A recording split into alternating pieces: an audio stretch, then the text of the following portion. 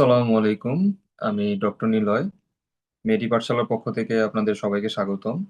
আজকে আমাদের সেশন হচ্ছে রেসপিরেটরি, রেনাল অ্যান্ড হচ্ছে গিয়ে গ্যাস্ট্রোএন্টারোলজি।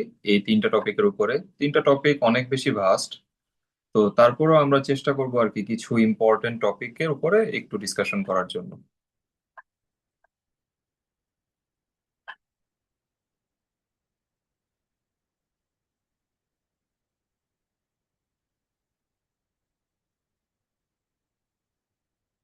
আমার স্ক্রিন কি দেখা যাচ্ছে? কেউ একটু রেসপন্স করবেন? জি ভাইয়া। ওকে। তো আমরা আসি আজকের টপিকে। এটা আমাদের হচ্ছে রেনাল থেকে নেওয়া। আমরা রেনালের মধ্যে একটা ইম্পর্টেন্ট টপিক হচ্ছে এই হেমাচুরিয়া। তো আসেন আমরা স্টার্ট করি। ফার্স্টে হচ্ছে হেমাচুরিয়া নিয়ে যখন আমাদের কোশ্চেন আসে, তখন আমাদেরকে মনে রাখতে হয় দুইটা জিনিস। একটা হচ্ছে এটা কি ভিজিবল হেমাচুরিয়া, আর এটা কি নন ভিজিবল হেমাচুরিয়া কিনা। তো ভিজিবল হেমাচুরিয়া যদি হয়, ভিজিবল হেমাচুরিয়ার কিছু স্পেসিফিক কজ আছে। যেমন visible haematuria is most likely to be caused by malignancy. That means malignancy একটা কজ। তার সাথে আরো কিছু কজ আছে, যেমন হচ্ছে ইউরিনারি ইনফেকশন অথবা যদি স্টোন হয়, সেগুলোর ক্ষেত্রে আমরা হচ্ছে ভিজিবল হেমাচুরিয়া হচ্ছে চিন্তা করব। আর ইনভেস্টিগেশন অফ চয়েস যদি বলে ভিজিবল হেমাচুরিয়ার ক্ষেত্রে, সেক্ষেত্রে আমাদের ইনভেস্টিগেশন অফ চয়েসটা হচ্ছে সিস্টোস্কোপি। এরপরে আসি আমরা আরেকটু, সেটা হচ্ছে নন ভিজিবল হেমাচুরিয়া নিয়ে। এই নন ভিজিবল হেমাচুরিয়ার কথা বা নন ভিজিবল হেমাচুরিয়া নিয়ে যখন কোশ্চেন আসবে, এখানে দুইটা টাইপে কোশ্চেন হয়। একটা হচ্ছে যে ডিপস্টিক টেস্ট পজিটিভ কিনা। ডিপস্টিক টেস্ট নন ভিজিবল হেমাচুরিয়ার ক্ষেত্রে পজিটিভ থাকবে। এরপরে ওরা দুইটা টাইপে ভাগ করে। একটা হচ্ছে যে এখানে কোনো ধরনের রেড সেল বা রেড সেল কাস্ট পাওয়া যাচ্ছে কিনা। আর একটা হচ্ছে কোনো ধরনের রেড সেল পাওয়া যাচ্ছে না। যদি বলে যে মানে হেমাচুরিয়া আছে এবং সেটা নন ভিজিবল হেমাচুরিয়া, তার সাথে পেশেন্টের হচ্ছে ব্লিডিং হচ্ছে বা হচ্ছে রেড সেল কাস্ট টাইপের এগুলা কিছু পাওয়া যাচ্ছে, তখন আমাদের কজগুলো আমরা চিন্তা করবো ইনফেকশন, টিউমার অথবা গ্লোমেরুলার ব্লিডিং নিয়ে। আর যখন বলবে যে একটা পেশেন্টের নন ভিজিবল হেমাচুরিয়া আছে কিন্তু সেখানে কোনো ধরনের কোনো রেড সেল পাওয়া যাচ্ছে না, তখন আমাদের মানে ডিডি আসে হচ্ছে দুইটা। একটা হচ্ছে ইট মাইট বি হিমোগ্লোবিন ইউরিয়া, অথবা এটা হচ্ছে মায়োগ্লোবিন ইউরিয়া হবে। তো হিমোগ্লোবিন ইউরিয়া যখন বলবে, তখন আমরা চিন্তা করব কি এটা হচ্ছে কজটা হচ্ছে ইন্ট্রাভাস্কুলার হেমোলাইসিস, যেটা আমরা হেমাটোলজিতে পড়ছিলাম। যে ইন্ট্রাভাস্কুলার হেমোলাইসিস বললে কি কি বোঝায়, যেমন এলডিএইচ লেভেলটা বাড়তেছে কিনা বা রেটিকুলোসাইট কাউন্টটা বাড়তেছে কিনা বা অটোইমিউন হেমোলাইটিক অ্যানিমিয়ার দিকে যাচ্ছে কিনা। আর যদি বলে দেয় যে না, এটা হিমোগ্লোবিন ইউরিয়া বা ইন্ট্রাভাস্কুলার হেমোলাইসিসটাকে ইন্ডিকেট করতেছে না, তখন এটা হচ্ছে মায়োগ্লোবিন ইউরিয়া হবে, যেখানেও আমরা কোনো ধরনের কোনো রেড সেল পাবো না। তখন এটার কজটা হবে হচ্ছে র্যাবডোমায়োলাইসিস। তা আমি এটা হচ্ছে নো রেড সেল, যেটা যেই দুইটা ডিডি হয় সেই দুইটা নিয়ে ব্যাখ্যা করলাম। এরপরে আসি হচ্ছে যে এই হেমাচুরিয়ার মধ্যে, নন ভিজিবল হেমাচুরিয়ার মধ্যে যখন আমরা ব্লিডিং বলবো বা হচ্ছে রেড সেল কাস্ট বলবো, তখন আমরা চিন্তা করব কজটা হচ্ছে গ্লোমেরুলার ব্লিডিং। অথবা যদি বলে দেয় যে হোয়াইট ব্লাড সেল পাওয়া যাচ্ছে in case of non visible হেমাচুরিয়াতে, তখন আমরা চিন্তা করব এটা হচ্ছে ইনফেকশন রিলেটেড কজ। অথবা হচ্ছে অ্যাবনর্মাল এপিথেলিয়াল সেল পাওয়া যাচ্ছে, তাহলে এটা কি ধরনের কজ হতে পারে, এটা হচ্ছে টিউমার রিলেটেড কজ হতে পারে। তো আমাদের এই ছবি থেকে মানে এখান থেকে এতটুকুই মোটামুটি ইম্পর্টেন্ট, যে কজগুলা কি, তার থেকে কি ধরনের এসবি আসতে পারে, এতটুকু আমরা জানলাম। এরপর একটু আমরা নিচের দিকে যাই, যে glomerular bleeding occurs when inflammatory destructive or degenerative process disrupt the glomerular basement membrane. এর পরের লাইনটাই দেখি, characteristic feature of glomerular bleeding. এখন আমাকে বলেন তো এই characteristic feature of glomerular bleeding কি হতে পারে, যেটা আমাদের প্রিভিয়াসলি একবার এসবিআই তে আসছিল, মেবি 21 সালে আসছিল।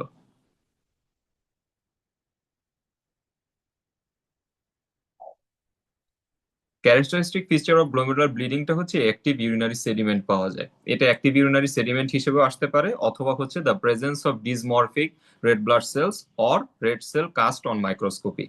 তো এই লাইনটা আমাদের এসবি এর জন্য ইম্পর্টেন্ট। তা আমরা যাই হচ্ছে এর পরে। আমাদের এই ফ্লো চার্টটা আমাদের এক্সামের জন্য অনেক বেশি ইম্পর্টেন্ট। আমরা যখনই আমাদেরকে বলবে যে ভিজিবল হেমাচুরিয়া পাওয়া যাচ্ছে একটা পেশেন্টের ক্ষেত্রে, তুমি নেক্সট লাইন কি ইনভেস্টিগেশন করবা বা কি চিন্তা করবা, সেখানে দুইটা জিনিস আসে। একটা হচ্ছে হয়তোবা আমরা এক্সক্লুড করতে হবে মেনস্ট্রুয়েশন অথবা ইউটিআই। আরেকটা হচ্ছে আমরা কি চেক করব, সেটা হচ্ছে বিপি আর হচ্ছে ইজিএফআর। যদি দেখি ভিজিবল হেমাচুরিয়ার ক্ষেত্রে বলে, তখন কিন্তু আমরা শুধু বিপি আর ইজিএফআর দেখতেছি। বাট যদি বলে যে পারসিস্টেন্ট নন ভিজিবল হেমাচুরিয়া আছে এবং সেটা 2 of 3 পজিটিভ ডিপস্টিক, তার মানে হচ্ছে তিনটা ডিপস্টিক টেস্টের মধ্যে দুইটাই আমার ডিপস্টিক টেস্ট পজিটিভ আসছে এবং সেটা নন ভিজিবল হেমাচুরিয়া, তখন নেক্সট লাইন কি হবে? সেটা হচ্ছে বিপি দেখতে হবে, ইজিএফআর দেখতে হবে, তার সাথে হচ্ছে এসিআরটা দেখতে হবে। এখন আসি, সেটা হচ্ছে নন ভিজিবল হেমাচুরিয়ার ক্ষেত্রে দুইটা কথা ওরা বলছে। বিপি, ইজিএফআর, এসিআর তো দেখলাম। এখন ওরা বললো যে বিপি বা কোনো ধরনের কোনো সমস্যা নাই, বা ইজিএফআর এও কোনো সমস্যা নাই, এসিআরও ঠিক আছে, নর্মাল আছে। তখন আমরা চিন্তা করব বয়সটা কিরকম। বয়স যদি আমার 60 বছরের বেশি হয়, তখন আমাকে চিন্তা করতে হবে পেশেন্টকে হচ্ছে ইউরোলজিস্টের কাছে রেফার করতে হবে। অথবা পেশেন্টের বয়স 60 বছরের কম, সেক্ষেত্রে আমাকে চিন্তা করতে হবে পেশেন্টের সিমটোমেটিক এনভিএইচ আছে কিনা। এখন আসি, সিমটোমেটিক এনভিএইচ বলতে যেটা বোঝাচ্ছে যে স্টার মার্ক দেওয়া, যেটা নিচের দিকে লেখা আছে যে lower urinary tract voiding symptoms, that means lower urinary tract কিছু সিমটম আছে। এগুলা যদি 60 বছরের নিচে কোনো পার্সনের ক্ষেত্রে আমরা নন ভিজিবল হ্যামাচুরিয়া নিয়ে প্রেজেন্ট করছে, সেই কেসগুলোর ক্ষেত্রে দেখি, সেক্ষেত্রে আমার নেক্সট লাইন ইনভেস্টিগেশন বা নেক্সট স্টেপ অফ মানে চয়েস বা ম্যানেজমেন্ট, সেটা হচ্ছে পেশেন্টকে ইউরোলজিস্টের কাছে রেফার করতে হবে। এবং সেক্ষেত্রে ইউরিনারি ট্র্যাক্ট সিমটমস গুলা কি কি? একটা হচ্ছে হেজিটেন্সি থাকতে পারে, ফ্রিকোয়েন্সি থাকতে পারে, আর্জেন্সি এন্ড হচ্ছে ডিসইউরিয়া থাকতে পারে। আর যদি আমার পেশেন্টের বলে দেয় যে নন ভিজিবল হেমাচুরিয়া আছে এবং বিপি অনেক বেশি, ইজিএফআর হয়তো ঠিক নাই, এসিআর লেভেলও হয়তো অনেক বেশি আছে, সেক্ষেত্রে আমাদেরকে পেশেন্টকে নেফ্রোলজিস্টের কাছে রেফার করতে হবে। এখন আরো একটু দেখি যে নেফ্রোলজিস্টের কাছে যে রেফার করলাম, এই নেফ্রোলজিস্ট কি করবে? সেটা হচ্ছে রেনাল বায়োপসি করবে। আর যদি in case of visible haematuria হয়, সেক্ষেত্রে যে আমরা ইউরোলজিস্টের কাছে রেফার করতেছি, সে হচ্ছে আল্ট্রাসাউন্ড অথবা হচ্ছে সিটি রেনাল ট্র্যাক্টস করবে, যেটা সে সিস্টোস্কোপি করতে পারে। তাহলে আমরা হচ্ছে এই হেমাচুরিয়া রিলেটেড টপিকটার মধ্যে দুইটা জিনিস দেখলাম। একটা হচ্ছে ভিজিবল হেমাচুরিয়া, আর একটা হচ্ছে নন ভিজিবল হেমাচুরিয়া। ভিজিবল হেমাচুরিয়ার কজ পড়লাম, নন ভিজিবল হেমাচুরিয়ার কজ পড়লাম। তারপরে আমাদের কি চিন্তা করতে হবে যে যদি ভিজিবল হেমাচুরিয়া হয় এবং পেশেন্টের যদি বিপি, ইজিএফআর এগুলা যদি আমরা চেক করি এবং নর্মাল বা অ্যাবনর্মাল পাই, সেক্ষেত্রে আমার সরাসরি হচ্ছে রেনাল বায়োপসি, সরি, ইউরোলজিস্টের কাছে রেফার করতে হবে। আর যদি নন ভিজিবল হেমাচুরিয়া পাই, সেক্ষেত্রে আমাকে নর্মাল, অ্যাবনর্মাল এটা চিন্তা করতে হবে। নর্মালের ভিতরে আবার এইজটা চিন্তা করতে হবে যে 60 বছরের কম কিনা অথবা 60 বছরের বেশি কিনা। এই টপিকটাও আমাদের মানে এসবি এর জন্য অনেক বেশি ইম্পর্টেন্ট। এইভাবে হচ্ছে কোশ্চেন আসতে পারে। তারপরে আমরা যাই, এই যে এই টপিকটা, এই বক্স আমরা মোটামুটি সবাই জানি, কিন্তু অনেক সময় দেখা গেছে আমাদের প্যাচ লাগে যে ইজি মানে এসিএল লেভেলটা কত হলে আমরা কখন বলতেছি নেফ্রোটিক রেঞ্জ, কখন বলতেছি হচ্ছে গ্লোমেরুলার ডিজিজ। তো এই ক্ষেত্রে আমি একটা শর্ট উপায় মনে রাখি, সেটা হচ্ছে আপনি নিচ থেকে উপরের দিকে মনে রাখেন। স্পেশালি পিসিআরটা মনে রাখাটা কিছুটা ইজি। পিসিআর যদি আমার 350 মিলিগ্রাম পার মিলিমোলের থেকে বেশি হয়, তখন সেটাকে আমরা বলতেছি হচ্ছে নেফ্রোটিক রেঞ্জ প্রোটিনিউরিয়া। যদি বলা হয় যে 100 থেকে 350-এর মধ্যে আছে, তখন সেটা আমরা বলতেছি হচ্ছে গ্লোমেরুলার ডিজিজ। গ্লোমেরুলার ডিজিজ যখনই আমরা পাবো, তখন আমাদের ইন্ডিকেশন হচ্ছে রেনাল বায়োপসি, এই পেশেন্টের আমার রেনাল বায়োপসি করতে হবে। তারপরে যদি বলে যে না, এটা 50 থেকে 100-এর মধ্যে আছে, তখন সেটাকে আমরা শুধুমাত্র ডিপস্টিক টেস্ট পজিটিভ বলতেছি, যেটা আরেকটা ইন্ডিকেট করে, সেটা হচ্ছে ওভার্ট প্রোটিনিউরিয়া। আর এটা যদি 25 থেকে 50 হয়, তখন সেটাকে আমরা বলতেছি মডারেটলি এলিভেটেড, যেটা হচ্ছে মাইক্রো অ্যালবুমিন ইউরিয়াকে ইন্ডিকেট করে। তো নিচ থেকে আপনি যদি চিন্তা করেন 350 ছিল, মোর দ্যান 350, তখন নেফ্রোটিক রেঞ্জ চিন্তা করছি। তারপর আসি 100 থেকে 350-এর মধ্যে, তখন গ্লোমেরুলার ডিজিজকে ইন্ডিকেট করতেছে। 50 থেকে 100-এর মধ্যে আছে, তার মানে ডিপস্টিক টেস্ট পজিটিভ। আর 25 থেকে 50 আছে, এই মডারেটলি এলিভেটেড অথবা মাইক্রো অ্যালবুমিন ইউরিয়াটাকে ইন্ডিকেট করতেছে। তো এই হচ্ছে পিসিআর ভ্যালুর সাথে আমার এই যে সিগনিফিকেন্স কি, সেটা আমি মনে রাখলাম। তারপর যখন নিচ থেকে উপরের দিকে আসবেন, দেখেন 4+, সেটা হচ্ছে 4+ ডিপস্টিক টেস্ট রেজাল্ট দেখাচ্ছে। তারপর এটা দেখেন 3+, তারপর এটা 2+, তারপর এটা তো হচ্ছে ওইটাতে কোনো ধরনের আমরা ইন্ডিকেশন পাই না। তো পিসিআর দিয়ে ম্যাক্সিমাম কোশ্চেন আসে, তার পাশাপাশি দিয়ে এসিআরটা মনে রাখা যায়। এসিআরটা একটু অড, ওরা হচ্ছে 300, 300 থেকে 70, 70 থেকে 30 এই প্যাটার্নে গেছে আর কি। ওইটা মনে রাখাটা হচ্ছে ইজি। তারপরে আসি হচ্ছে আমাদের এই ফ্লো চার্টটার মধ্যে। এই ফ্লো চার্টটা থেকে এসবিআই আসছে আরো মানে আগে, যখন নতুন নতুন এসবিআই শুরু হয়, তখনকার সালের দিকে মেবি একটা এসবিআই আসছিল, যে ইনভেস্টিগেশন অফ প্রোটিনিউরিয়ার ভিতরে ওরা বলে দিছিল যে একটা পেশেন্টের এরকম ডিপস্টিক টেস্ট পজিটিভ আছে, পেশেন্টের এরকম পিসিআর ভ্যালুটা দেওয়া ছিল, পিসিআর আর এসিআর। এখানে দেখেন আমরা একটু খেয়াল করি এই ফ্লো চার্টটার মধ্যে, যে যদি বলে যে টোটাল 24 আওয়ার প্রোটিন মোর দেন 1 গ্রাম আছে, তার সাথে যদি পিসিআরটা 100-এর বেশি অথবা এসিআরটা যদি 70-এর বেশি হয়, তখন আমার কিন্তু ডিরেক্ট ইন্ডিকেশন রেনাল বায়োপসি। আমরা একটু আগেও কিন্তু পড়ে আসছিলাম যে ইন্ডিকেশন অফ রেনাল বায়োপসি, এই যে 100 থেকে 350 পিসিআর ভ্যালু যদি হয়, তখন কিন্তু ইন্ডিকেশন অফ রেনাল বায়োপসি থাকে, এবং সেটা কি ইন্ডিকেট করে? গ্লোমেরুলার ডিজিজটাকে ইন্ডিকেট করে, যেটা ইকুইভ্যালেন্ট টু 1 গ্রাম/24 আওয়ার্স এর সাথে। তো আমরা এটা শুধু মনে রাখলেই হয় যে যদি আমার 1 গ্রামের থেকে বেশি থাকে টোটাল 24 আওয়ার প্রোটিনটা, অথবা পিসিআরটা 100-র বেশি, এসিআরটা 70-এর বেশি, তখন আমার রেনাল বায়োপসি করতে হবে। যদি কম হয়, কম হলে তখন আমাকে চিন্তা করতে হবে কিছু সিগনিফিকেন্ট রেনাল ডিজিজ তার আছে কিনা। ফিচার্স কি কি থাকতে পারে সেটা হচ্ছে হাইপার টেনশন আছে কিনা, ফ্যামিলি হিস্ট্রি আছে কিনা, সাইন অফ সিস্টেমিক ডিজিজ আছে কিনা। আপনারা খেয়াল করেন, এটা কিন্তু আমি প্রোটিন ইউরিয়ার কথা বলতেছি। প্রোটিন ইউরিয়ার ক্ষেত্রে যেরকম বলা আছে যে এই পিসিআর এসিআর যদি কম থাকে তারপর আমরা কি কি চিন্তা করব, ঠিক আমরা যে উপরে যে পড়লাম এই যে হেমাচুরিয়ার ক্ষেত্রে, হেমাচুরিয়ার ক্ষেত্রেও কিন্তু বলছে যখন বিপি ইজিএফআর এগুলো অ্যাবনর্মাল পাবো, তখন কিন্তু family history of renal disease অথবা এভিডেন্স অফ সিস্টেমিক ডিজিজ আছে কিনা তখন চিন্তা করে তারপরে দেখেন refer to nephrology and consider renal biopsy. হেমাচুরিয়ার ক্ষেত্রেও এই কথা বলছে। তারপরে দেখেন প্রোটিন ইউরিয়ার ক্ষেত্রেও যখন বলতেছে যেরকম হাইপার টেনশন এগুলো আমরা পাচ্ছি, তখন কিন্তু দেখেন কনসিডার রেনাল বায়োপসি। যখন বলতেছে যে না পাচ্ছি না আমি এরকম কিছু, তখন আমার পেশেন্টকে আমি 6 মাস বা 12 মাস পর পর হচ্ছে ফলো আপ দিব, যে ইউরিন অ্যানালাইসিসটার কি অবস্থা, তার ব্লাড প্রেশারের কি অবস্থা, ক্রিয়েটিনিন কি অবস্থা, এটা আমি 6 মাস পর পর চেক দিব। তাহলে হচ্ছে আমার প্রোটিন ইউরিয়া রিলেটেড কথাবার্তা এখানে শেষ হলো। তারপরে আমি আসি এই যে সেই বিশাল বক্স। আজকে আমাদের এই মানে রেনাল টপিকের মধ্যে আমরা এটার ভিতরে সবচেয়ে বেশি সময় দিব আর কি। তো আমরা একটু দেখে আসলাম যে হেমাচুরিয়া, প্রোটিন ইউরিয়া এগুলা থেকে মানে কি কি ধরনের কোশ্চেন আসতে পারে। এরপর আসি হচ্ছে এই এই তিনটা টপিক যেটা হচ্ছে নেফ্রোটিক প্রেজেন্টেশনের মধ্যে পড়ছে। নেফ্রোটিক প্রেজেন্টেশন বলতে আমরা এমনিতে কি জানি? আমার সাথে এখানে যারা যারা আছেন তারা একটু বলেন তো, নেফ্রোটিক প্রেজেন্টেশনে মানে ফিচারটা কি থাকে অ্যাকচুয়ালি, আমরা কোনটা দেখে বলি যেটা নেফ্রোটিক, আর কোনটা থেকে মেইনলি বলি যে এটা নেফ্রাইটিক?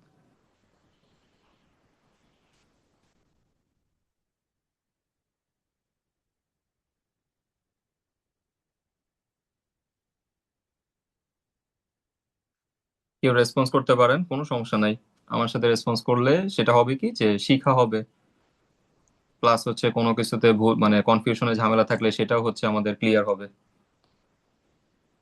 হ্যাঁ, নেফ্রোটিক প্রেজেন্টেশন বলতে বোঝাচ্ছে ওভার প্রোটিন ইউরিয়া থেকে মোর হুম দেন 3.5 গ্রাম হুম হুম হুম। পার আচ্ছা, আর 24 আর হচ্ছে হাইপো অ্যালবুমিনেমিয়া থাকবে, ইডিমা থাকবে। হুম, আর নেফ্রাইটিক, নেফ্রাইটিক বলতে কি বুঝি? হেমাচুরিয়া থাকবে। হেমাচুরিয়া। হেমাচুরিয়া থাকবে ইয়েস। আর আমি হচ্ছে আরো সহজ করে বলি শুনেন, নেফ্রোটিক ও আছে না, ও মানে হচ্ছে পোডোসাইট, মনে রাখবেন। ঠিক আছে, নেফ্রোটিক দ্যাট মিন্স পোডোসাইটের সমস্যা, পোডোসাইট ফিউশন হয়ে যাচ্ছে। ওকে, তাহলে ওখানে হচ্ছে আমরা পেশেন্টের প্রোটিন ইউরিয়া পাবো। এখন দেখেন যখন প্রোটিন আপনার বডি থেকে মানে ইউরিনের সাথে চলে যাচ্ছে, তখন কি হবে সেটাকে কম্পেনসেট করার জন্য আমার লিভার কিছু হচ্ছে আপনার প্রোটিন তৈরি করার চেষ্টা করবে। প্রোটিন তৈরি করতে যেয়ে সে কিছু লিপিডও তৈরি করা শুরু করে। এই কারণে ওগুলাকে বলা হয় লাইপোপ্রোটিন। ওই লাইপোপ্রোটিন লেভেলটা তখন বাড়তে থাকে। আর লাইপোপ্রোটিন লেভেলটা যখন বাড়তে থাকবে তার মানে কি হচ্ছে, তার লিপিড লেভেলও বাড়তেছে, তার কোলেস্টেরল লেভেলও বাড়তে শুরু করে। তো এই হচ্ছে সহজ ভাষায় mechanism in case of nephrotic. এবার আসি নেফ্রাইটিক। আই আছে না, নেফ্রাই, আই, আই মানে হচ্ছে ইনফ্লামেশন বা ইনফেকশন। এইখানে পেশেন্টের ইনফ্লামেশন হয় অথবা কোনো ধরনের ইনফেকশন হয়, সেখান থেকে পেশেন্টের হেমাচুরিয়া হয়। এই দুইটা প্রসেসের ক্ষেত্রে অনেকে হয়তোবা প্যাচ লাগায় কিনা জানি না, আমি কনসেপ্টটা ক্লিয়ার করে দিই। সেটা হচ্ছে ইন কেস অফ নেফ্রোটিক আপনার পেশেন্টের কি হচ্ছে, প্রোটিন ইউরিয়া দিয়ে স্টার্ট হচ্ছে। আর ইন কেস অফ নেফ্রাইটিক এখানে হচ্ছে হেমাচুরিয়া দিয়ে স্টার্ট হচ্ছে। পরবর্তীতে দেখবেন হেমাচুরিয়া থেকে প্রোটিন ইউরিয়াও কিন্তু ডেভেলপ করা possible in case of nephritic প্রেজেন্টেশনের ক্ষেত্রে। তো এবার আসি হচ্ছে আমাদের এই তিনটা যে ডিজিজ আছে নেফ্রোটিকের মধ্যে, তিনটা ডিজিজ ঠিক না, একটা হচ্ছে মিনিমাল চেঞ্জ ডিজিজ, একটা হচ্ছে আপনার ফোকাল সেগমেন্টাল গ্লোমেরুলোস্ক্লেরোসিস, আর একটা আছে হচ্ছে মেমব্রেনাস নেফ্রোপ্যাথি। এখন আমি যদি জিজ্ঞেস করি যে বাচ্চাদের কোনটা হয়, বাচ্চাদের কোনটা হয় এই তিনটার মধ্যে? Minimal change disease. Minimal change disease হয়, গুড। আচ্ছা, তো আমাকে একটু বলেন তো বড় মানুষে কি মিনিমাল চেঞ্জ ডিজিজ হতে পারে, নাকি ওটা মেমব্রেনাসেই হবে শুধুমাত্র? কি মনে হয়? হতে পারে ভাইয়া। হতে পারে। ডেভিডসনে দেখবেন মিনিমাল চেঞ্জ ডিজিজের ওখানে লেখা আছে যে এটা যদিও common in case of children, but এটা কিন্তু অ্যাডাল্টদেরও হয়। এবং পরীক্ষার হলে আপনি যখন মিনিমাল চেঞ্জ ডিজিজের কোশ্চেন গুলো দেখবেন, এসবিএস স্পেশালি পাস মেডিসিন বলেন, পাস টেস্ট বলেন, বা এমনি যে কোনো এসবিএ পার্ল যদি সলভ করেন, দেখবেন ওখানে বয়স দেওয়া আছে 32, 38, 40। তারপরে দেখবেন ডায়াগনোসিস দেওয়া minimal change disease. That means minimal change disease কিন্তু বাচ্চাদেরও হয়, বড়দেরও হয়। In case of membranous nephropathy normally অ্যাডাল্টদের হয়। ঠিক আছে, এবার আসি আরো কিছু কোশ্চেন করি। মিনিমাল চেঞ্জ ডিজিজের পেশেন্টের কি সিকেডির দিকে মানে যাওয়া কি পসিবল নাকি পসিবল না? সিকেডির দিকে প্রোগ্রেস করে এমসিডি? কি মনে হয়, জানা আছে? করে না। করে না? হুম, ঠিক আছে। এই যে আমরা চলে আসি in case of minimal change nephropathy. দেখেন, প্রথমেই কি বলছে, ইট occurs in all ages but accounts for most cases of nephrotic syndrome in children. বলতেছে যে চিলড্রেনদের ক্ষেত্রে হয়। এবং নিচের দিকে আমরা একটু খেয়াল করি, last line, minimal change disease typically does not progress to CKD but can present with problems related to the nephrotic syndrome and complications of treatment. That means এটা সিকেডির দিকে প্রোগ্রেস করে না। এই যদি আপনি ইজিলি যে কোনো মানে এখানে দুইটা জিনিসই কোশ্চেন কঠিন করার জায়গা আছে। আপনারা বাকিগুলো পারেন, তাই আমি ওগুলা নিয়ে এত কথা বলি না। যেমন হচ্ছে অ্যাসোসিয়েশন, যেগুলো এটা বললেই পারবেন। এনএসিআর কে আসছে, পেশেন্টের হজকিন লিম্ফোমা আছে, কি হইতে পারে ইন কেস অফ, এটা হবে minimal change disease. Minimal change ডিজিজে কোথায় সমস্যা হয়? পোডোসাইটে সমস্যা হয়, বা পোডোসাইট ফুড প্রসেস গুলাতে হচ্ছে ঝামেলা থাকে। তারপরে কি বলবো, মিনিমাল চেঞ্জ ডিজিজের ট্রিটমেন্ট কি? হাই ডোজ স্টেরয়েড দিতে হয়, এগুলো সবাই পারে। কিন্তু যখন এই যে ঘুরায় বললাম যে সিকেডির দিকে প্রোগ্রেস করতে পারে কিনা, বা হচ্ছে এটা বড়দের হতে পারে কিনা, তো এই 4-5টা ইনফরমেশন জানলে আমি মিনিমাল চেঞ্জ ডিজিজ ইজিলি পারতেছি। এবার আসি in case of focal segmental glomerulosclerosis. এখন আমাকে বলেন তো একজন যে এই ইন কেস অফ এফএসজিএস, সেকেন্ডারি এফএসজিএস আছে একটা, প্রাইমারি আছে একটা। সেকেন্ডারি এফএসজিএস এর কজ গুলো একজন বলেন, কি কি আছে?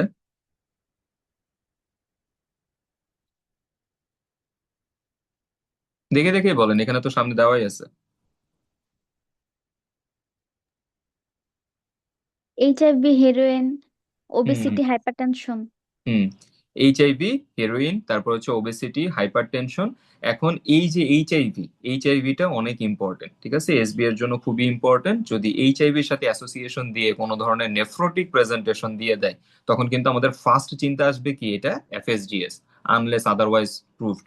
অন্য কোনো কিছু যদি না হয়, মানে আমার ফার্স্ট চিন্তায় আসবে এইচআইভির সাথে রিলেটেড কোনো সমস্যা নিয়ে আসছে, প্রোটিনিউরিয়া নিয়ে আসছে, তাহলে আমি ফার্স্টে চিন্তা করবো এটা হচ্ছে এফএসজিএস। এখন আসি একটু কমেন্টস এর এখানে, যে primary FSGS presents as idiopathic nephrotic syndrome. তারপরে বলা আছে কি, in case of secondary FSGS present with variable proteinuria and outcome. এই দুইটা কথা একটু মনে রাখবেন। এবার আসি ইন কেস অফ মেমব্রেনাস। মেমব্রেনাসের ক্ষেত্রে আমাকে বলেন তো, হেপাটাইটিস কোনটার সাথে অ্যাসোসিয়েটেড থাকে, হেপাটাইটিস বি নাকি hepatitis C? Membranous nephropathy hepatitis B virus. Hepatitis B ভাইরাসের সাথে অ্যাসোসিয়েটেড থাকে। আচ্ছা, আমাকে একটু বলেন তো, কানেকটিভ টিস্যু ডিজিজের মধ্যে, ডেভিডসনের মধ্যে আছে যে কানেকটিভ টিস্যু ডিজিজের মধ্যে কোনটার সাথে অ্যাসোসিয়েটেড থাকে in case of membranous nephropathy? SLE. SLE এর সাথে অ্যাসোসিয়েটেড থাকে। আচ্ছা, এখন আমি একটা কোশ্চেন করলাম আপনার কাছে, মনে করেন এটা আমি বলেই দিই, এটা জানুয়ারি 25-এর কোশ্চেন ছিল। একটা পেশেন্ট, এসএলইর একটা পেশেন্ট আপনার কাছে হচ্ছে এরকম প্রেজেন্টেশন নিয়ে আসছে, নেফ্রোটিক প্লাস নেফ্রাইটিক দুইটারই প্রেজেন্টেশন ছিল। এবং ওরা বলে দিয়েছিল যে মানে বেসমেন্ট মেমব্রেন বা গ্লোমেরুলাসের মধ্যে মানে কমপ্লিমেন্ট ডিপোজিশন হচ্ছে, ইমিউনোগ্লোবুলিন ডিপোজিশন হচ্ছে। তখন আপনি ডায়াগনোসিস কি করবেন? ডায়াগনোসিস কি হইতে পারে? পেশেন্ট অনেক তাড়াতাড়ি খারাপ হচ্ছে, ক্রিয়েটিনিন লেভেল অনেক বাড়তেছে।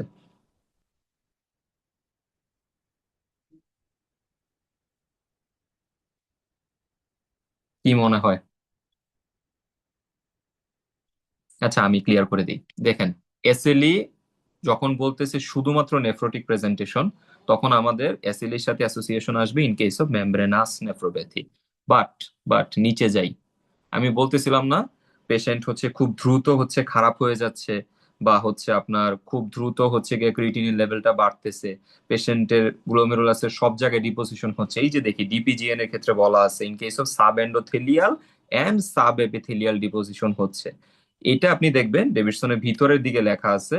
এবং রেমাটোলজি টপিকটা তো একটু টাচ দিছে ওরা, যে যদি এরকম মানে খুব মানে র্যাপিড প্রোগ্রেসিভ প্রেজেন্টেশন নিয়ে আসে, তখন এসএল এর সাথে আমরা ফার্স্ট চিন্তা করব হচ্ছে ইন কেস অফ ডিপিজিএন। এবং আমি কিন্তু বলছি যে পেশেন্টের নেফ্রোটিক প্লাস নেফ্রাইটিক প্রেজেন্টেশন দুইটাই ছিল। এবং পেশেন্ট খুব দ্রুত খারাপ হচ্ছে, তখন আপনি এসএলই এর সাথে অ্যাসোসিয়েটেড করবেন এই ডিফিউজ প্রলিফারেটিভ গ্লোমেরুলোনেফ্রাইটিস।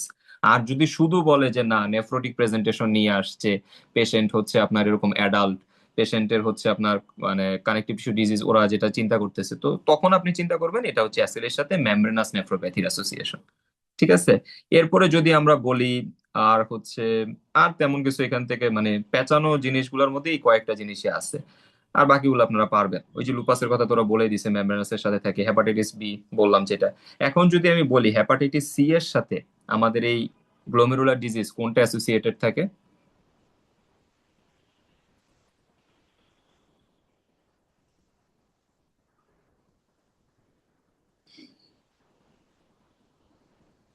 ক্রায়োগ্লোবুলিনিমিয়া, তার সাথে অ্যাসোসিয়েশন থাকে। কোনটা থাকে আমাদের এই glomerular disease? Mesangio capillary glomerulonephritis. Mesangio capillary glomerulonephritis. ঠিক আছে, তাহলে এমসিজিএন এর মধ্যে এখন যদি বলে যে মেসেঞ্জিও ক্যাপিলারি গ্লোমেরুলোনেফ্রাইটিস, তো বলতেছে এখন এটা কোন টাইপের মধ্যে পড়বে? এটা হচ্ছে ইমিউনোগ্লোবুলিন টাইপের মধ্যে পড়বে। ঠিক আছে। এটা আরো একটা ডিজিজ বলা হয়, এটাকে বলা হয় প্ল্যান্টেড এন্টিজেন ডিজিজ। ঠিক আছে। এটা আমরা এই নামেও চিনি। তারপরে এখানে দেখেন আপনার কমপ্লিমেন্ট টাইপ যখন বলতেছে ডেন্স ডিপোজিট ডিজিজ কোনটাকে বলে, এটা হচ্ছে মেসেঞ্জিও ক্যাপিলারি কমপ্লিমেন্ট টাইপের মধ্যে পড়তেছে। এবং পরীক্ষার হলে এটাও কোশ্চেন আসতে পারে যে কমপ্লিমেন্ট টাইপের মধ্যে ওরা যে বলতেছে কমপ্লিমেন্টের যে কম্পোনেন্টসটা আসতেছে কোন পাথওয়ের মধ্যে হচ্ছে, সেটা হচ্ছে অল্টারনেটিভ পাথওয়ে এখানে কাজ করতেছে। আর আইজিএ নেফ্রোপ্যাথি আপনারা মোটামুটি সবাই জানেন যে যদি পেশেন্টের একটা আপার রেসপিরেটরি ট্র্যাক্টের ইনফেকশন থাকে, যেমন সোর থ্রোট নিয়ে আসলো, তার 1 থেকে 2 দিনের প্রেজেন্টেশন যদি থাকে তাহলে কি ডিজিজ চিন্তা করব, আর 10 থেকে 12 দিন যদি থাকে তাহলে কি ডিজিজ চিন্তা করব? ভাইয়া কোশ্চেনটা আরেকবার একটু বলেন। আচ্ছা আচ্ছা, আমি বলতেছি। যদি একটা পেশেন্ট আপনাকে এসে বললো পেশেন্টের সোর থ্রোট আছে, 2 দিন আগের হিস্ট্রি দিছে, তার সাথে পেশেন্টের এরকম নেফ্রাইটিক প্রেজেন্টেশন আছে, এটা একটা ডায়াগনোসিস হয়। আরেকটা হয় হচ্ছে পেশেন্ট এরকম 10 থেকে 12 দিন আগে হচ্ছে সোর থ্রোট হয়েছে, তার এখন নেফ্রাইটিক প্রেজেন্টেশন নিয়ে আসছে, তাহলে ডায়াগনোসিস কি হবে? দুইটা কোশ্চেন এখানে। ভাইয়া প্রথমটা হচ্ছে আজিয়ে নেফ্রোপ্যাথি হবে, হুম। আর পরটা পোস্ট স্ট্রেপ্টোকক্কাস গ্লোমেরুলোনেফ্রাইটিস ইয়েস, হবে। তাহলে আমরা সবার ক্ষেত্রেই বলি সেটা হচ্ছে আপনারা একদম ভালো করে মাথায় রাখেন, অ্যাকর্ডিং টু ডেভিডসন বলা আছে 10 থেকে 12 দিন পরে যদি এরকম একটা পেশেন্টের সোর থ্রোট, এবং ডেভিডসনে আরো বলা আছে যদি কোনো ধরনের স্কিন ইনফেকশন থাকে, পেশেন্টের মনে করেন স্কিনেও কোনো একটা ইনফেকশনের হিস্ট্রি আছে, সেখান থেকে যদি বলে যে আপনার 10 থেকে 12 দিন পরে পেশেন্ট এরকম নেফ্রাইটিক প্রেজেন্টেশন নিয়ে আসছে, তখন আপনি চিন্তা করবেন it is a case of post streptococcal glomerulonephritis. আমি দেখাই দিব একটু পরে আবার পিএসডিএন যে টপিকটা আছে ওখানে দেখবেন লেখা আছে। আর যদি বলা থাকে যে 1 থেকে 2 দিন আগে পেশেন্টের সোর থ্রোটের হিস্ট্রি দিছে, তখন আপনি কি ডিজিজ চিন্তা করবেন? এখন পেশেন্ট নেফ্রাইটিক প্রেজেন্টেশন নিয়ে আসতেছে, তখন হচ্ছে এটা হচ্ছে আইজিএ নেফ্রোপ্যাথি। বাকি আইজিএ নেফ্রোপ্যাথি আপনারা মোটামুটি সব পারবেন।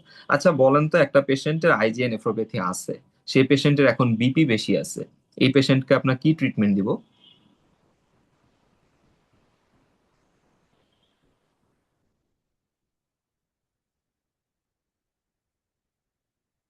একটা আইজিএ নেফ্রোপ্যাথির পেশেন্টের আমাদের ট্রিটমেন্ট কি হয় মেইনলি? হ্যাঁ এসি ইনহিবিটর দিব। এসি ইনহিবিটর দিব। আমি আরেকটু সহজ করে বলি, ইন কেস অফ পার্ট 1 এর ক্ষেত্রে আপনারা মনে রাখবেন ম্যাক্সিমাম ক্ষেত্রে যে রেনাল ডিজিজ গুলো আছে যেগুলো হাইপার টেনশন করে বা হচ্ছে আদার্স সমস্যা করে, ম্যাক্সিমামেরই ফার্স্ট লাইন ট্রিটমেন্ট হচ্ছে এসি ইনহিবিটর। এসি ইনহিবিটর দিবে, এবং সিকেডি টপিকটার মধ্যে দেখবেন লেখাও আছে পেশেন্টের প্রোটিনিউরিয়া থাকুক অথবা না থাকুক, পেশেন্ট যদি সিকেডি নিয়ে প্রেজেন্ট করে, পেশেন্টের যদি আদার্স কোনো ফিচার নাও থাকে, তাও আপনি ফার্স্টে এসি ইনহিবিটর দিয়ে স্টার্ট করবেন। ঠিক আছে। তো আইজিএ নেফ্রোপ্যাথি ইনশাল্লাহ পারবেন। আইজিএ নেফ্রোপ্যাথিতে আরেকটা ওয়ার্ড আছে, সেটা হচ্ছে এটা কিন্তু ক্রিসেন্ট ফর্মেশন করে। ঠিক আছে, এটা ভিতরে লেখা আছে, ক্রিসেন্ট ফর্মেশনে কিন্তু আইজিএ নেফ্রোপ্যাথিও আছে। এইবার দেখি আমরা ইন কেস অফ আরপিজিএন। আরপিজিএন এর মধ্যে আপনার 2টা টপিক, যেমন হচ্ছে 3টা টপিক আসে টোটাল, র্যাপিডলি প্রোগ্রেসিভ গ্লোমেরুলোনেফ্রাইটিস, যেটা শর্ট ফর্মে আমরা বলি হচ্ছে আরপিজিএন। এখানে ফোকাল নেক্রোটাইজিং গ্লোমেরুলোনেফ্রাইটিস, দেখেন এটাও কিন্তু ক্রিসেন্ট ফর্মেশন করতেছে। ডিফিউজ প্রলিফারেটিভ গ্লোমেরুলোনেফ্রাইটিস, এটাও কিন্তু ক্রিসেন্ট ফর্মেশন করতেছে। আমি একটা জিনিস ফার্স্টে ক্লিয়ার করছি যে এসএলই এর ক্ষেত্রে যখন বলবে যে ডিফিউজলি আমার পুরা গ্লোমেরুলাসকে ধরতেছে, তখন আমার ফার্স্ট ডায়াগনোসিস হবে এটা হচ্ছে ডিফিউজ প্রলিফারেটিভ গ্লোমেরুলোনেফ্রাইটিস। এখন আমি যদি বলি ANCA mediated vasculitis, that means vasculitis এর সাথে অ্যাসোসিয়েটেড ডিজিজ কোনটা, in case of nephritic presentation নিয়ে যদি আসে, তখন আপনারা চিন্তা করবেন ফোকাল নেক্রোটাইজিং গ্লোমেরুলোনেফ্রাইটিস। একটু আগে উপরে যেটা বলতেছিলাম যে এই যে আপনার হচ্ছে মেসেঞ্জিও ক্যাপিলারি গ্লোমেরুলোনেফ্রাইটিসের ইমিউনোগ্লোবুলিন টাইপের লাস্টের দিকে দেখেন লেখা আছে যদি পেশেন্ট কোনো ধরনের সাব অ্যাকিউট ব্যাকটেরিয়াল ইনফেকশন অথবা ক্রায়োগ্লোবিউলিনেমিয়া তার সাথে যদি হেপাটাইটিস সি এর কোনো অ্যাসোসিয়েশন থাকে তখন আপনি চিন্তা করবেন এটা হচ্ছে ইমিউনোগ্লোবুলিন টাইপ এবং সেটা হচ্ছে মেসেঞ্জিও ক্যাপিলারি গ্লোমেরুলোনেফ্রাইটিস। যদি বলে দেয় কোনো একটা পেশেন্টের আপনার এন্ডোকার্ডাইটিস আছে তার সাথে পেশেন্টের যদি আপনার নেফ্রাইটিক প্রেজেন্টেশন থাকে তখন আপনি কি চিন্তা করবেন এটা হচ্ছে ডিফিউজ প্রলিফারেটিভ গ্লোমেরুলোনেফ্রাইটিস। ওকে। এবং স্ট্রেপ্টোকক্কাল কোনো একটা ইনফেকশনের কথা যদি বলে পোস্ট স্ট্রেপ্টোকক্কাল আর কি যেটা আমরা বলতেছি এইখানে কিন্তু ওই যে আমরা একটু আগে কিন্তু দেখলাম যে সোর থ্রোটের কথা দিয়ে আমরা যে কোশ্চেন গুলো আসে সো ওগুলো আগে চিন্তা করতে হবে তার সাথে আপনি ডিফিউজ প্রলিফারেটিভ গ্লোমেরুলোনেফ্রাইটিস এটাও কিন্তু চিন্তা করতে হবে। এরপরে আসি হচ্ছে এই anti glomerular basement membrane disease anti GBM যেটা ডিজিজ বলা হয় এখানে যতগুলা ওয়ার্ড আছে ইন কেস অফ এনটিজিবিএম প্রত্যেকটা দিয়ে কোশ্চেন আসছে। ঠিক আছে আপনি পাস মেডিসিন পাস টেস্ট খুললেই দেখবেন প্রতিটা word question linear IgG along GBM এটা দিয়ে কোশ্চেন আসছে। এইচএল এ DR15 এটা দিয়ে কোশ্চেন আসছে। পেশেন্টের alpha 3 chain of type 4 collagen in case of glomerular basement membrane এটা দিয়ে যদি ইনফেকশন হয় তাহলে আমরা কি চিন্তা করব এটা হচ্ছে এনটিজিবিএম ডিজিজ এটা ক্রিসেন্ট ফরমেশন করে এটা ট্রিটমেন্ট কি হবে এটা অনেক ইম্পর্টেন্ট। ঠিক আছে আমরা এই প্রত্যেকটা ওয়ার্ডই অনেক ইম্পর্টেন্স দিয়ে পড়বো। আমি বলতেছিলাম মিনিমাল চেঞ্জ ডিজিজ নিয়ে একটু একটু একটু একটু বলছি এটা তো মোটামুটি শেষ বলা হয়ে গেছে। ফোকাল সেগমেন্টাল গ্লোমেরুলার স্ক্লেরোসিসের মধ্যে আপনারা সেকেন্ডারি কজ গুলা খুব ভালো করে মনে রাখবেন। ঠিক আছে এবং একটু খেয়াল করি আমরা যে এই যে progression to CKD is common in patients who do not respond to the glucocorticoids and the disease frequently recurs after renal transplantation. That means in case of FSGS বা focal segmental glomerulosclerosis এর patient কিন্তু আপনার CKD দিকে progress করে যারা হচ্ছে steroid treatment দেওয়ার পরও ভালো হচ্ছে না এটা একটু খেয়াল রাখবেন। এবং দেখেন এই যে সেকেন্ডারি কজের মধ্যে এইচআইভির কথা কিন্তু আছে মরবিড ওবেসিটি এগুলো আমরা পড়ে আসছি। আর ওই হাস তারপর হচ্ছে কোলেস্ট্রল এম্বোলাইজেশন এগুলোর কথা ওই যে দেখবেন ডেভিডসনের বক্সটার মধ্যে বলা আছে কি কিছু ফোকাল গ্লোমেরুলার ইনজুরি থেকে হিল হয়েছে ওই ইনজুরি গুলার নামগুলা দেওয়া নাই আপনি এখান থেকে লিখে নিতে পারেন হাসের কথা আছে কোলেস্ট্রল এম্বোলিজমের কথা বলা আছে ভাস্কুলাইটিস এর কথা বলা আছে। তো এই ডিজিজ গুলা নিয়ে আমরা অন্য কোনো আরেকদিন হচ্ছে ডিসকাস করবো আর কি। ঠিক আছে তাহলে এটা গেল। তারপরে আসি হচ্ছে এখানে এইখানে টপিকের মধ্যে আইজিএন নেফ্রোপ্যাথি আপনারা আইজিএন নেফ্রোপ্যাথির মধ্যে যেগুলো আমি বললাম আচ্ছা আমাকে একটু বলেন তো আইজিএন নেফ্রোপ্যাথির আর্লিয়েস্ট ফিচার কোনটা বা আর্লিয়েস্ট সাইন কোনটা লেট সাইন কোনটা বলেন। আর্লিয়েস্ট সাইন হেমাচুরিয়া হুম। আর যদি লেট সাইন হয় তাহলে প্রোটিনুরিয়া। প্রোটিনুরিয়া দেখেন আপনি কিন্তু নিজেই একটু আগে আমি কি বললাম যখন নেফ্রাইটিক হবে তখন কিন্তু শুরু হবে হেমাচুরিয়া দিয়া শেষ হবে প্রোটিনিউরিয়া দিয়া। যদি আপনার পরীক্ষা হলে মনে করেন আপনার মনে আসতেছে না আর্লিয়ার সাইন কোনটা ছিল তখন আপনি এই কথাটাই যদি মাথায় রাখেন তাইলে কিন্তু আপনার পরীক্ষার হলে ওই সময় ওই প্যাচটা কিন্তু খুলে যাবে যে আমরা কি জানি নেফ্রাইটিক শুরু হবে হেমাচুরিয়া দিয়া শেষ হবে প্রোটিনিউরিয়া দিয়ে কারণ বোথ বোথ কেস পজিটিভ থাকে ইন কেস অফ নেফ্রাইটিকের ক্ষেত্রে। তো দেখেন তাই কিন্তু আছে। আর যদি বলা হয় যে ইউনিভার্সাল সাইন কোনটা বলতেছি আমরা সেই ক্ষেত্রে আমরা কোনটা বলবো ইন কেস অফ আইজিএন nephropathy haematuria. Non visible haematuria. Okay. তো তাইলে এটা আমরা পারলাম। তারপরে দেখেন এই যে উপরের দিকে ট্রিটমেন্টের ক্ষেত্রে বলা আছে ম্যানেজমেন্ট হবে আগে কন্ট্রোল অফ ব্লাড প্রেশার সেটা কি ওই যে প্রোটিনিউরিয়া নিয়ে আসে এবং সেক্ষেত্রে আমরা হচ্ছে এসি ইনহিবিটর দিয়ে হচ্ছে স্টার্ট করব। এরপর আসে এই যে হেনক্স কনলিন পারপুরা যেটাকে আমরা শর্ট ফর্মে বলি হচ্ছে এইচএসপি এটাও কিন্তু আইজিএন নেফ্রোপ্যাথিরই একটা ভেরিয়েন্ট। ঠিক আছে। তো এটার ক্ষেত্রে দেখেন চারটা কথা আপনি খুব ভালো করে মনে রাখবেন সেটা হচ্ছে একটা পেশেন্টের যদি পিটেচিয়াল র্যাশ থাকে র্যাশটা কোথায় থাকবে বাটকের দিকে অথবা লোয়ার লেগের দিকে থাকবে। ঠিক আছে। তার সাথে পেশেন্টের ভাস্কুলাইটিস থাকতে পারে। পেশেন্টের ভাস্কুলাইটিস তো আর আপনি বুঝবেন না ও আয়সা বলবে আমার পেটে ব্যথা করে। এখন পেটে ব্যথার কজ কি ভাস্কুলাইটিস হয়েছে কোন জায়গার ভেসেলকে ধরছে গ্যাস্ট্রোইন্টেস্টিনাল ট্র্যাক্টের ভেসেলকে ধরছে যার কারণে পেশেন্টের এখন অ্যাবডোমিনাল পেইন হচ্ছে। তার সাথে পেশেন্টের হাতে পায়ে ব্যথা আছে তার সাথে পেশেন্টের এরকম হেমাচুরিয়ার হিস্ট্রি যদি দেয় তখন আমরা চিন্তা করবো এটা হচ্ছে এইচএসপি বা হেনস কনলিন পারপুরা। এটা নর্মালি হচ্ছে বাচ্চাদের হয়। ঠিক আছে আমাদের এখন ইউনিটে একটা পেশেন্ট ভর্তি আছে এরকম এটা আমরা চিন্তা করতেছি এইচএসপি বাচ্চাটার বয়স প্রায় কত 13 বছরের মতো ওর এরকম পায়ের দিকে বাটকের দিকে কিছু র্যাশ আছে। তো দেখেন এই ক্ষেত্রে আমাদের কিন্তু নেক্সট ইনভেস্টিগেশন যদি বলে যে ইন কেস অফ এইচএসপি তুমি কোন ইনভেস্টিগেশন করবা তখন হচ্ছে আমাদের কাজ হচ্ছে রেনাল বায়োপসি করা। Renal biopsy shows mesangial IgA deposition এইটা মনে রাখবেন, রেনাল বায়োপসির ফাইন্ডিং দিয়ে ফার্স্ট টেস্টে কোশ্চেন আছে যে একটা পেশেন্ট এইচএসপি আসছে, ওরা সিনিয়রিটি দিছে এরকম, রেনাল বায়োপসি করা হয়েছে, এখন কি পাবা? সেটা হচ্ছে মেসেঞ্জিয়াল আইজিএ ডিপোজিশন পাবো। এবং এবং এই পেশেন্টের কিন্তু আউটকাম ভালো। ঠিক আছে। মেসেঞ্জিও ক্যাপিলারি গ্লোমেরুলোনেফ্রাইটিস, ওটা আমরা ওখান থেকে যা পড়ছি তাই, এর বেশি দরকার নাই এখান থেকে পড়ার। আর আরপিজিএন এর ক্ষেত্রে এন্টিগ্লোমেরুলার বেসমেন্ট মেমব্রেন ডিজিজ, এটা তো আমি বলে দিছি ওখানে, এখানে যা যা লাগবে না আর এখানে।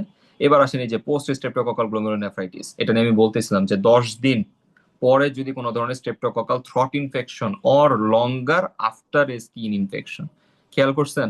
আমরা কিন্তু সবাই সোর থ্রোটের তা জানি, কিন্তু আমাদের মাথায় অনেক সময় নাও থাকতে পারে যে একটা পেশেন্টের যদি স্কিন ইনফেকশন হয়, সেখান থেকেও কিন্তু নেফ্রাইটিক প্রেজেন্টেশন হলে এটা হবে কি পোস্ট ইনফেকশিয়াস গ্লোমেরুলোনেফ্রাইটিস।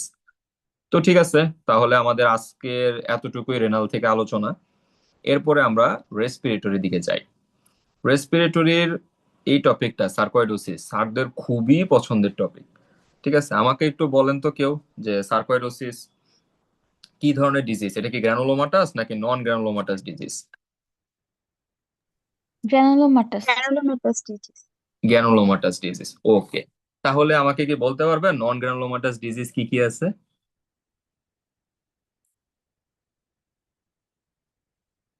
নন, Crohn's disease, জি জি বলেন।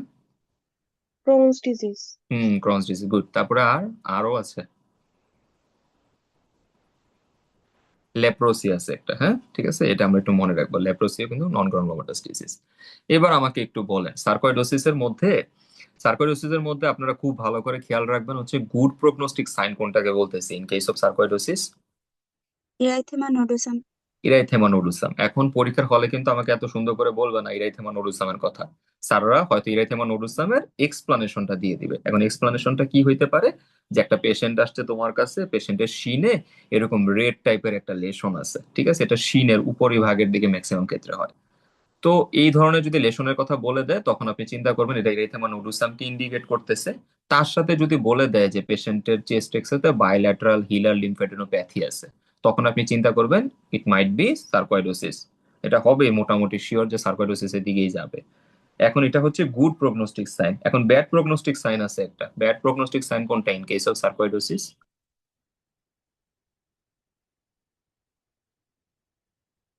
এটা কি জানা আছে? এটা হচ্ছে এই যে লুপাস পার্নিও আছে না, এই যে আমাদের যে নাকের মধ্যে হয় ন্যাজাল কিউটিনিয়াস সার্কোয়েড লেশন, এটা হচ্ছে আমার ব্যাড প্রগনোস্টিক। ঠিক আছে, তো এটা আমরা একটু লিখে রাখবো ডেভিডসনে। তারপরে আসে হচ্ছে সার্কোয়েডোসিস এর মধ্যে মেইনলি পেঁচাবে স্যাররা হচ্ছে ইনভেস্টিগেশন, আর হচ্ছে এই যে চেস্ট এক্স রে এই বক্সটা আছে না, এটা নিয়ে আমরা একটু ডেসক্রিপলি আলোচনা করব। এখন আমি একটা একটা করে কোশ্চেন করি, আমি টপিকটা দিয়ে রাখছি, আপনারা বলার চেষ্টা করেন, তাহলে আপনাদের মাথা খুলবে আর কি। প্রথমে আমি বলি, আমাকে বলেন সেটা হচ্ছে যে একটা সার্কোইডোসিসের পেশেন্টের ক্ষেত্রে, এটা জানুয়ারি 25 সালের কোশ্চেন, ঠিক আছে, জানুয়ারি 25-এর কোশ্চেন, আমি বলেই দিই। একটা সার্কোইডোসিসের সিনারিও দেওয়া ছিল, ওখানে কোশ্চেনটা ছিল এরকম, নন স্পেসিফিক মার্কার কোনটা ইন কেস অফ সার্কোইডোসিস? কি হবে অ্যান্সার?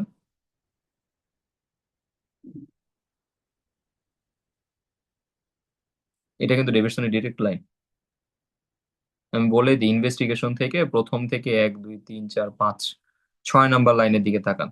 লেখা আছে serum angiotensin converting enzyme may provide a non specific marker of disease activity and can assist in monitoring the clinical course. ঠিক আছে, তাহলে নন স্পেসিফিক মার্কার যদি বলতে বলে, তাহলে আমরা কি বলবো, সেটা হচ্ছে সিরাম এসি লেভেল। তাহলে এসি লেভেলটা দেখবো। তারপর আমাকে বলেন এখানে কিন্তু লিম্ফোপেনিয়া থাকে, দ্যাট মিনস লিম্ফোসাইট কাউন্ট কমবে, পেশেন্টের কিন্তু ক্যালসিয়াম লেভেল বাড়বে, হাইপার ক্যালসিমিয়া হবে।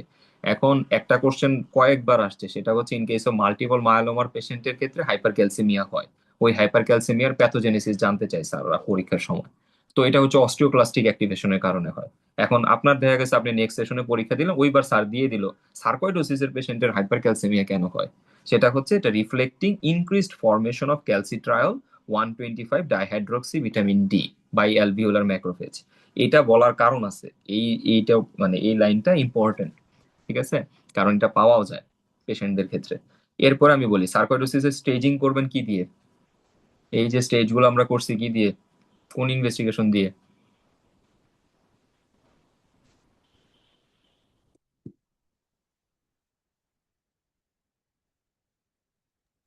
X ray, chest X X ray. Chest X ray দিয়ে আমরা হচ্ছে স্টেজিং করব।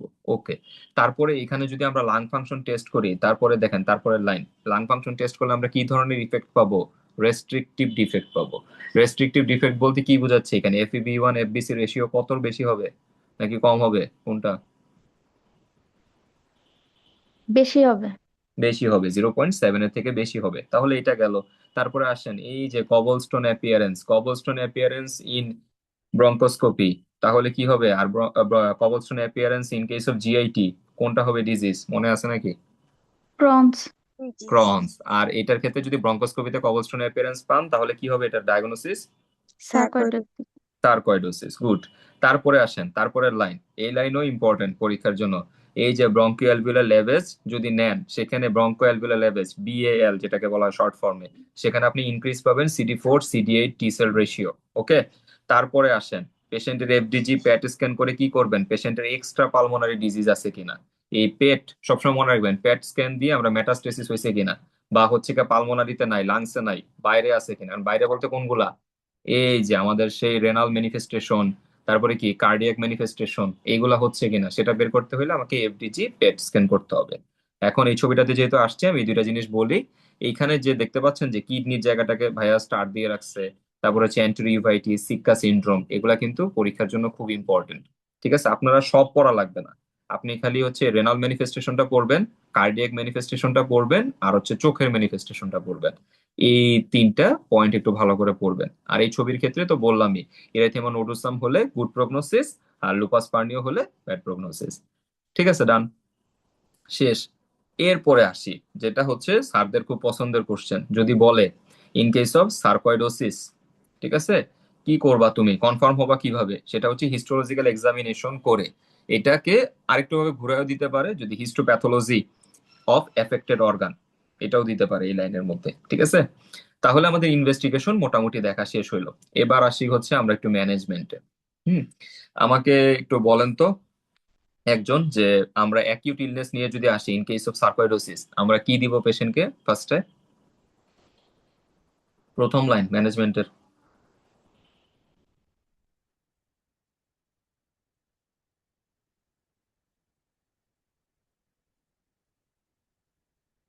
একটা পেশেন্ট অ্যাকিউট অবস্থায় আসছে ইন কেস অফ সার্কোইডোসিস, আমরা পেশেন্টকে Steroid. স্টেরয়েড, তার সাথে NSAIDs ও দেওয়া হয়। ঠিক আছে, NSAIDs দেওয়া হয়, পেশেন্টের ব্যথা থাকে তো, ওই যে যে স্কিন লেশনটা আছে ওটার সাথে পেশেন্টকে স্টেরয়েড দেওয়া হয়। এখন পরীক্ষার জন্য খুব ইম্পর্টেন্ট, সেটা হচ্ছে ইন্ডিকেশন অফ প্রেডনিসোলন। ঠিক আছে, ইন্ডিকেশন অফ প্রেডনিসোলনের ভিতরে এখানে দেখেন চারটা কথা বলা আছে: hypercalcaemia, pulmonary impairment, renal impairment, আর একটা হচ্ছে ইউভাইটিস। ঠিক আছে, এই চারটা কেসে আমাদের হচ্ছে প্রেডনিসোলন দিতে হয়।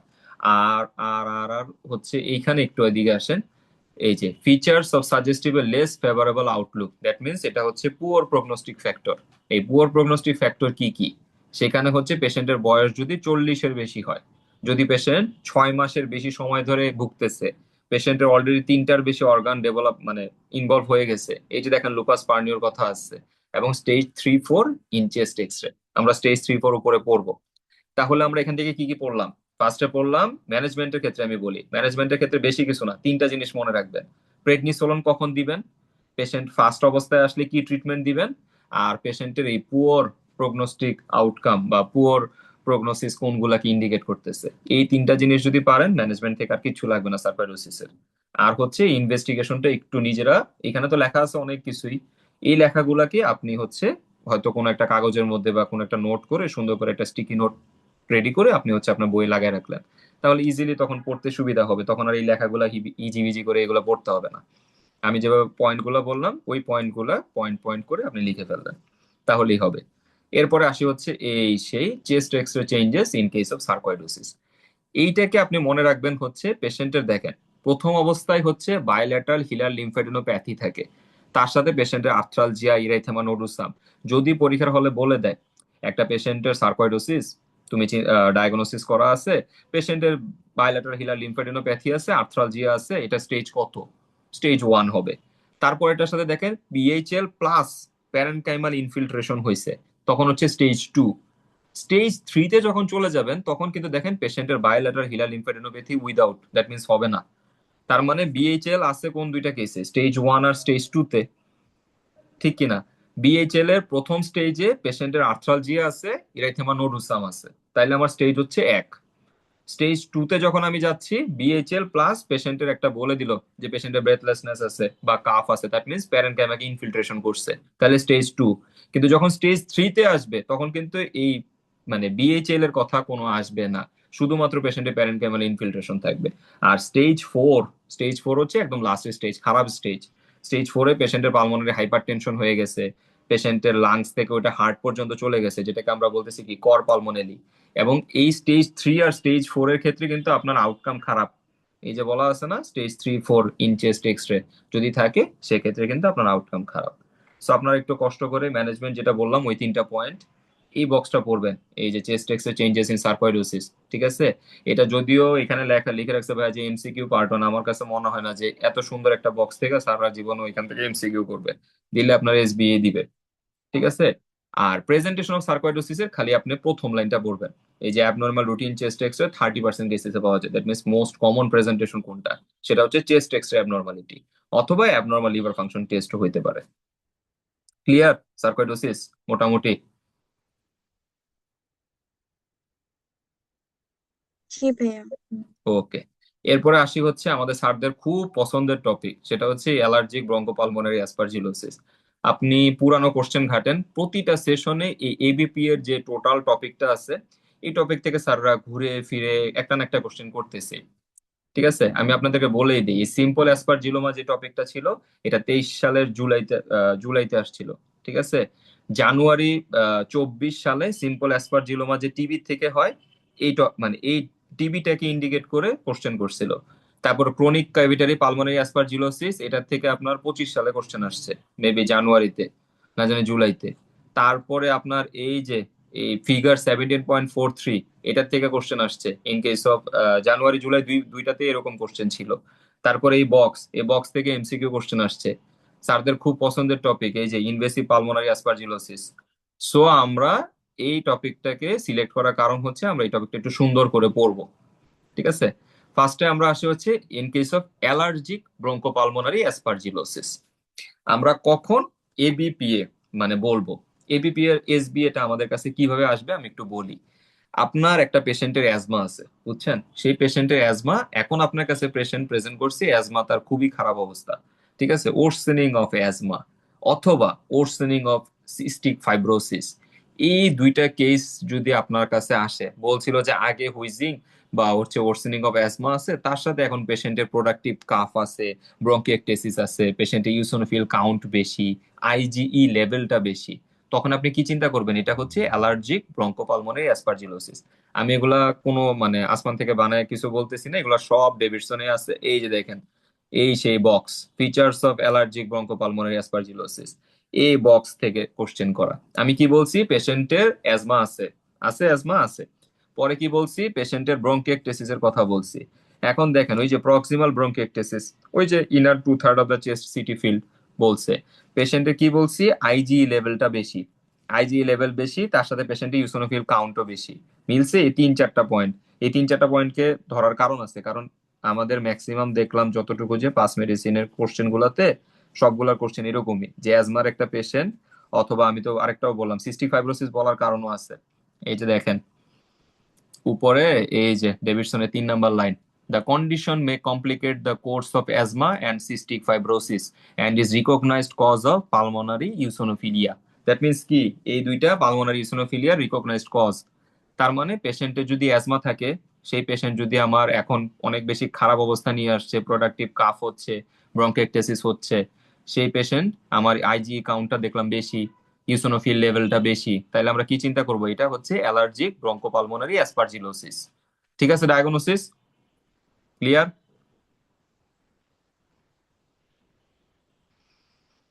শেষ, আমরা এবিপিএ ডায়াগনোসিস করলাম।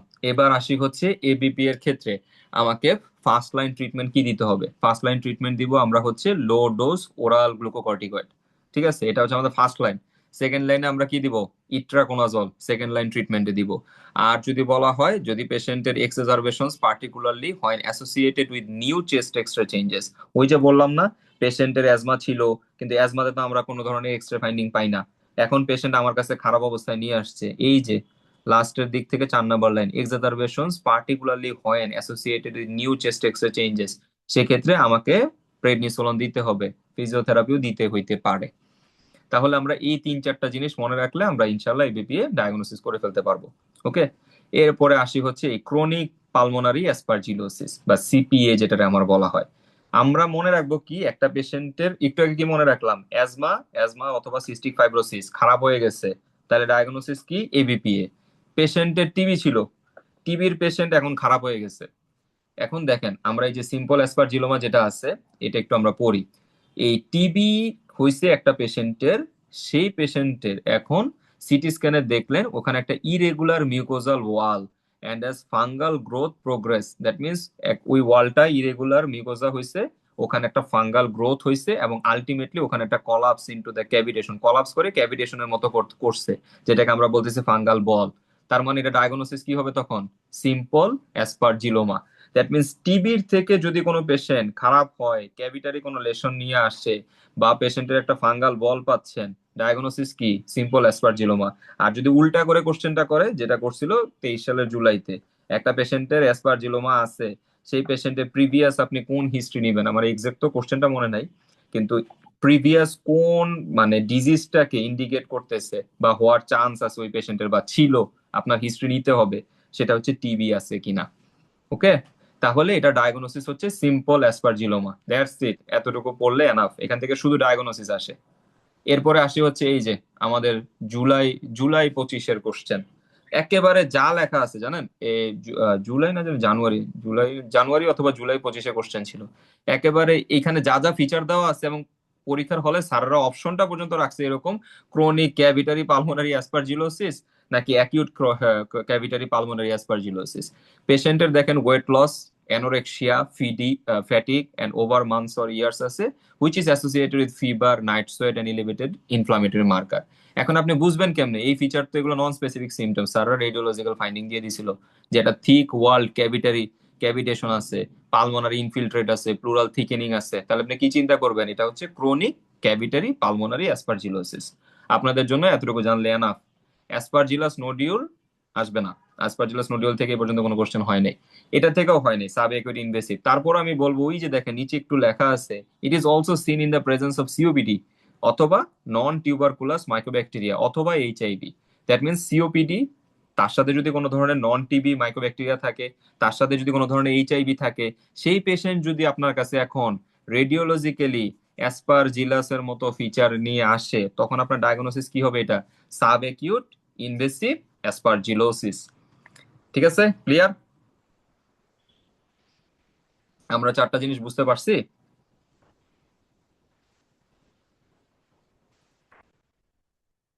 হ্যালো, জি ভাইয়া। ওকে। একটু রেসপন্স করলে কি হয় যে আমি তো এখান থেকে কথা বলতেছি, এখন আমি তো বুঝতেছি না যে আসলে কতটুকু কি, তাহলে হচ্ছে যে আমি বুঝবো যে না আসলে আমি মানে আমার কথা কি স্পিড বেশি হয়ে যাচ্ছে নাকি ঠিক আছে স্পিড। ঠিক আছে। ওকে, তারপরে আসি হচ্ছে এই যে এই টপিক ইনভেসিভ পালমোনারি অ্যাসপারজিলোসিস, তাদের খুবই পছন্দের টপিক। ঠিক আছে, এই আইপিএ এর কোশ্চেনের মধ্যে দেখেন ওই যে risk factors for invasive aspergillosis যেটা আছে, এই টপিকটা একটু খেয়াল করবেন। বা এই যে নিচে যে ক্রাইটেরিয়ার মধ্যে হোস্ট ফ্যাক্টর আছে না, হোস্ট ফ্যাক্টরের মধ্যে সবগুলা না, আমি বলে দিচ্ছি। দেখেন একটা পেশেন্টের অ্যালোজেনিক স্টেম সেল ট্রান্সপ্লান্টেশন করা হয়েছে, তারপরে সেই পেশেন্টের নিউট্রোপেনিয়া ডেভেলপ করছে অথবা কোনো একটা ফাঙ্গাল ডিজিজ ডেভেলপ করছে এখন, অথবা পেশেন্ট স্টেরয়েড পাচ্ছে 3 সপ্তাহের বেশি সময় ধরে, এই প্রথম 3টা পয়েন্ট হচ্ছে আপনারা দাগ দেন। এই 3টা পয়েন্টের সাথে যদি বলে দেয় যে এখন পেশেন্ট আমার কাছে আসছে নিউট্রোপেনিয়া নিয়ে, ঠিক আছে, পেশেন্ট এখন হচ্ছে আপনি এই যে নিচে একটু ফাইন্ডিং আছে দেখেন, clinical criteria dense well circumscribed lesion with or without halo sign, air crescent sign, cavity নিয়ে আসছে, তখন আমার ডায়াগনোসিস হবে কি, ইনভেসিভ পালমোনারি অ্যাসপারজিলোসিস। তাহলে আমি এখানে কি বললাম, এখানে যদি কোনো পেশেন্টের স্টেম সেল ট্রান্সপ্লান্টেশনের হিস্ট্রি থাকে, অথবা কোনো পেশেন্টের স্টেরয়েড পাচ্ছে 3 সপ্তাহের বেশি সময় ধরে, অথবা পেশেন্ট আপনার কাছে আসছে নিউট্রোফিল কাউন্ট তার খুবই কম, সেই পেশেন্ট আপনি দেখলেন পেশেন্টের সিটি স্ক্যানের মধ্যে একটা ওয়েল সার্কামস্ক্রাইব লেশন আছে অথবা একটা হ্যালো সাইন আছে, আপনার ডায়াগনোসিস কি হবে, ইনভেসিভ পালমোনারি অ্যাসপারজিলোসিস। ওকে, এই আইপিএ টপিকটার মধ্যে আবার আপনি বাদ দিতে পারবেন না। এখানে আপনাকে কিছু ইনভেস্টিগেশন পড়তে হবে, কিছু ম্যানেজমেন্ট পড়তে হবে, এখানে কিছু লাইন আছে ইম্পর্টেন্ট, সেগুলো আমি বলে দিচ্ছি সব। সো এইখানে আপনি এই টপিকটাকে ভালো করে পড়বেন। এবার আসুন হচ্ছে এই টপিকের মধ্যে আমরা কি বলছে। পেশেন্টের যদি এইচআরসিটিতে হ্যালোসাইন পান তাহলে আপনার হচ্ছে ইনভেসিভ পালমোনারি অ্যাসপারজিলোসিস, এটা তো আপনি জানেনই।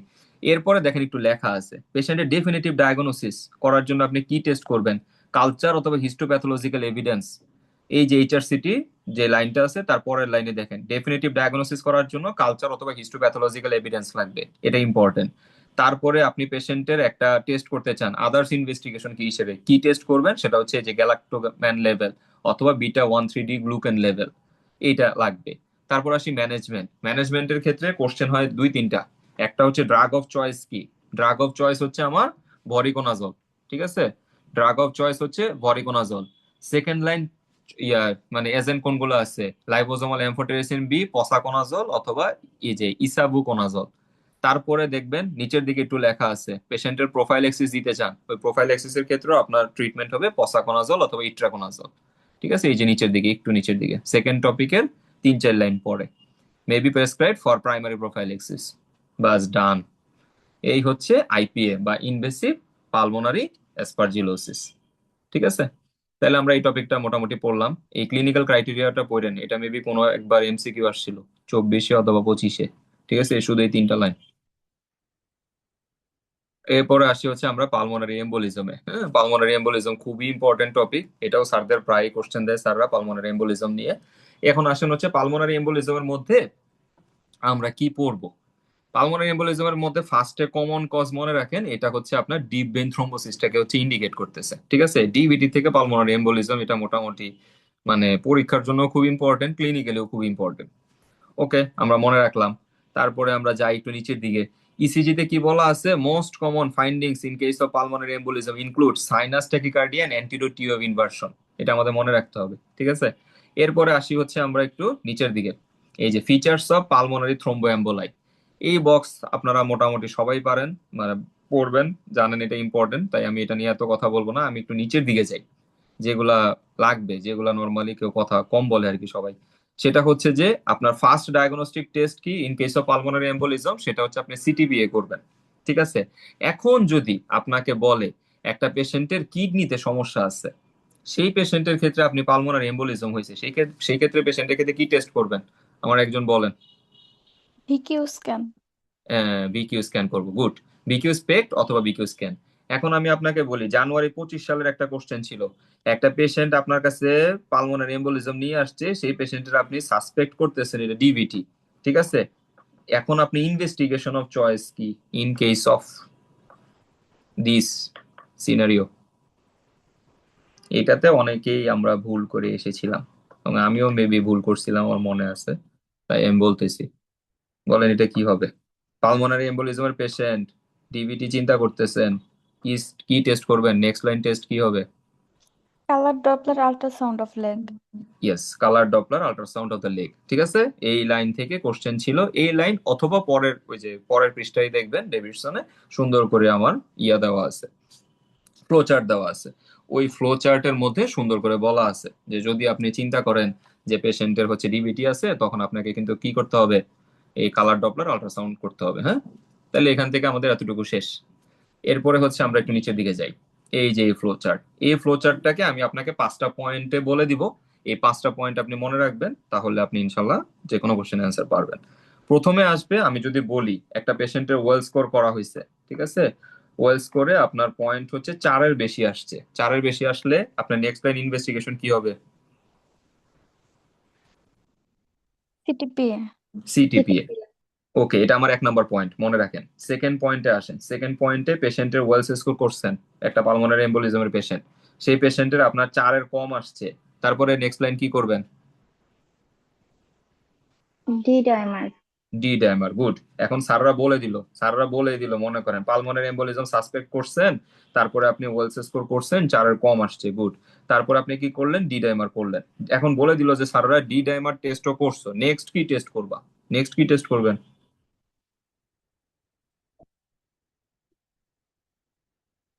এখন এখানে এসে প্যাচ লেগে গেছে নাকি যে ভাইয়া মানে স্যাররা তো বলে দিবে কি ডি ডাইমার পজিটিভ না নেগেটিভ, ঠিক না? এটা কিছু একটা তো বলে দিবে, অনেক সময় বলে না। ঠিক আছে, আপনাকে যদি বলে ওয়েলস স্কোর 4-এর কম, ডি ডাইমার করা হয়েছে, দেন নেক্সট লাইন ইনভেস্টিগেশন হচ্ছে সিটিপিএ করবে। ঠিক আছে, যদি বলে ইনভেস্টিগেশন রিলেটেড, আপনার কাছে ওরা কোনো ইন্টারপ্রিটেশন চায় নাই, ওরা চাইছে ইনভেস্টিগেশন কি করবে। ঠিক আছে, সিটিপিএ করবো, শেষ। এই গেল আমার 2টা পয়েন্ট। ওকে, 4-এর বেশি হলে কি করব, 4-এর কম হলে কি করব, শেষ আমার 2টা পয়েন্ট। এবার আসে 3 নাম্বার, এরপরে বাকি 3টা পয়েন্ট বলতেছি, খেয়াল করেন। ডি ডাইমার পজিটিভ, ঠিক আছে, একটা পেশেন্টের পালমোনারি এম্বোলিজম আছে, আমি আপনাকে বলতেছি ডি ডাইমার পজিটিভ, তারপরে বলে দিল সিটিপিও পজিটিভ। নেক্সট কি চিন্তা করবেন, ডায়াগনোসিস কি?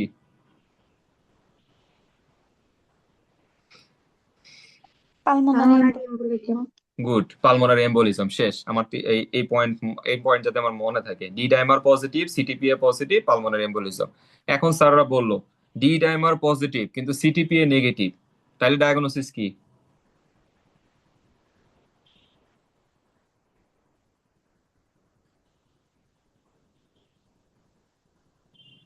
D dimer positive, CTPA negative, diagnosis কি চিন্তা করবেন?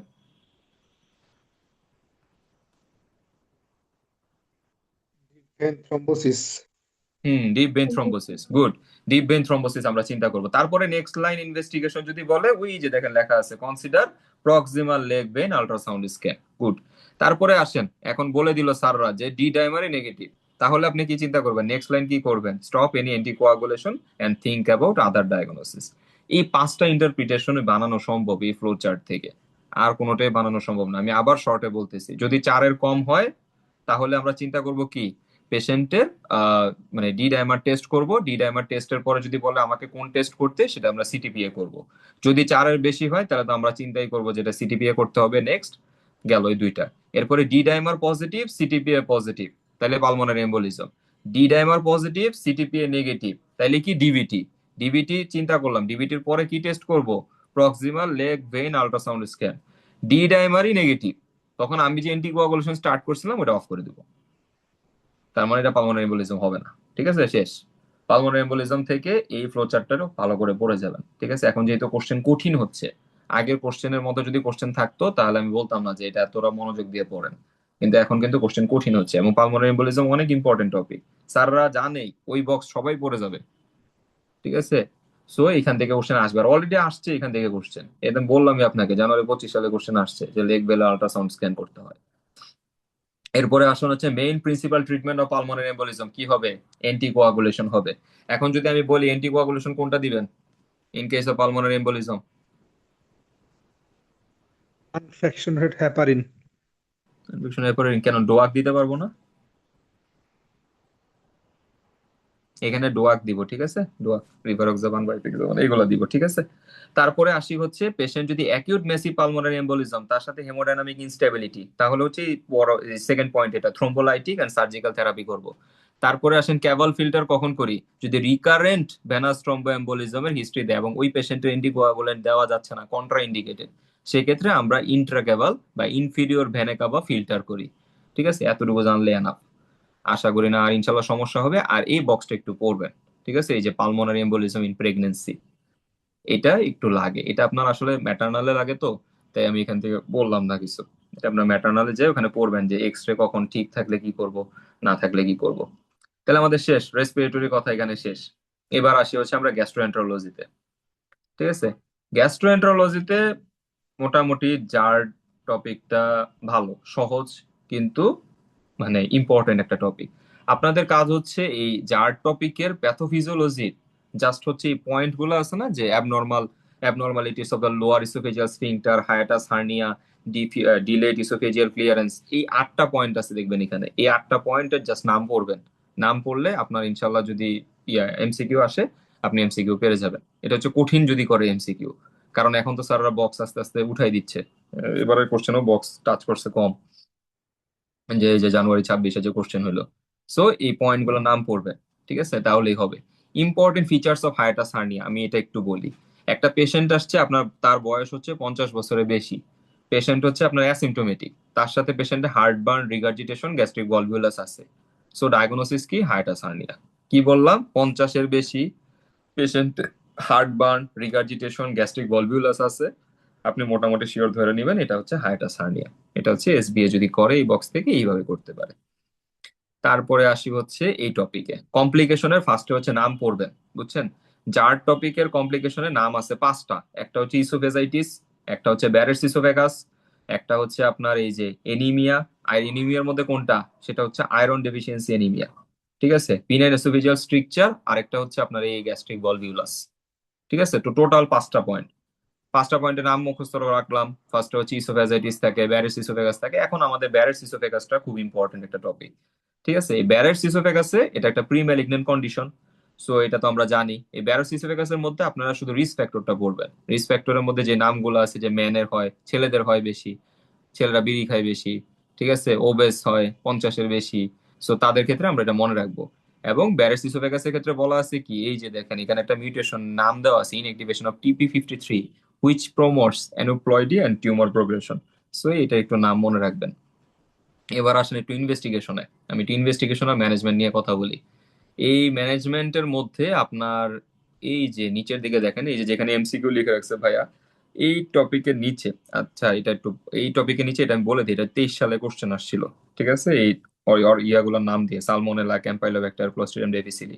এটা আসছিল মেবি জুলাই 23-এ। আর তার আগের বার আসছিল হচ্ছে জানুয়ারি 23-এ মেবি, এই যে অ্যাবজর্পশন কোনগুলা কম হয়, আয়রন, ভিটামিন B12 আর হচ্ছে ম্যাগনেসিয়াম। বুঝছেন? তো আমরা ইনভেস্টিগেশনে আসি। ফার্স্টে যদি আমাকে বলে, আচ্ছা আমাকে বলেন তো, জার্ডের ক্ষেত্রে গোল্ড স্ট্যান্ডার্ড ইনভেস্টিগেশন কোনটা?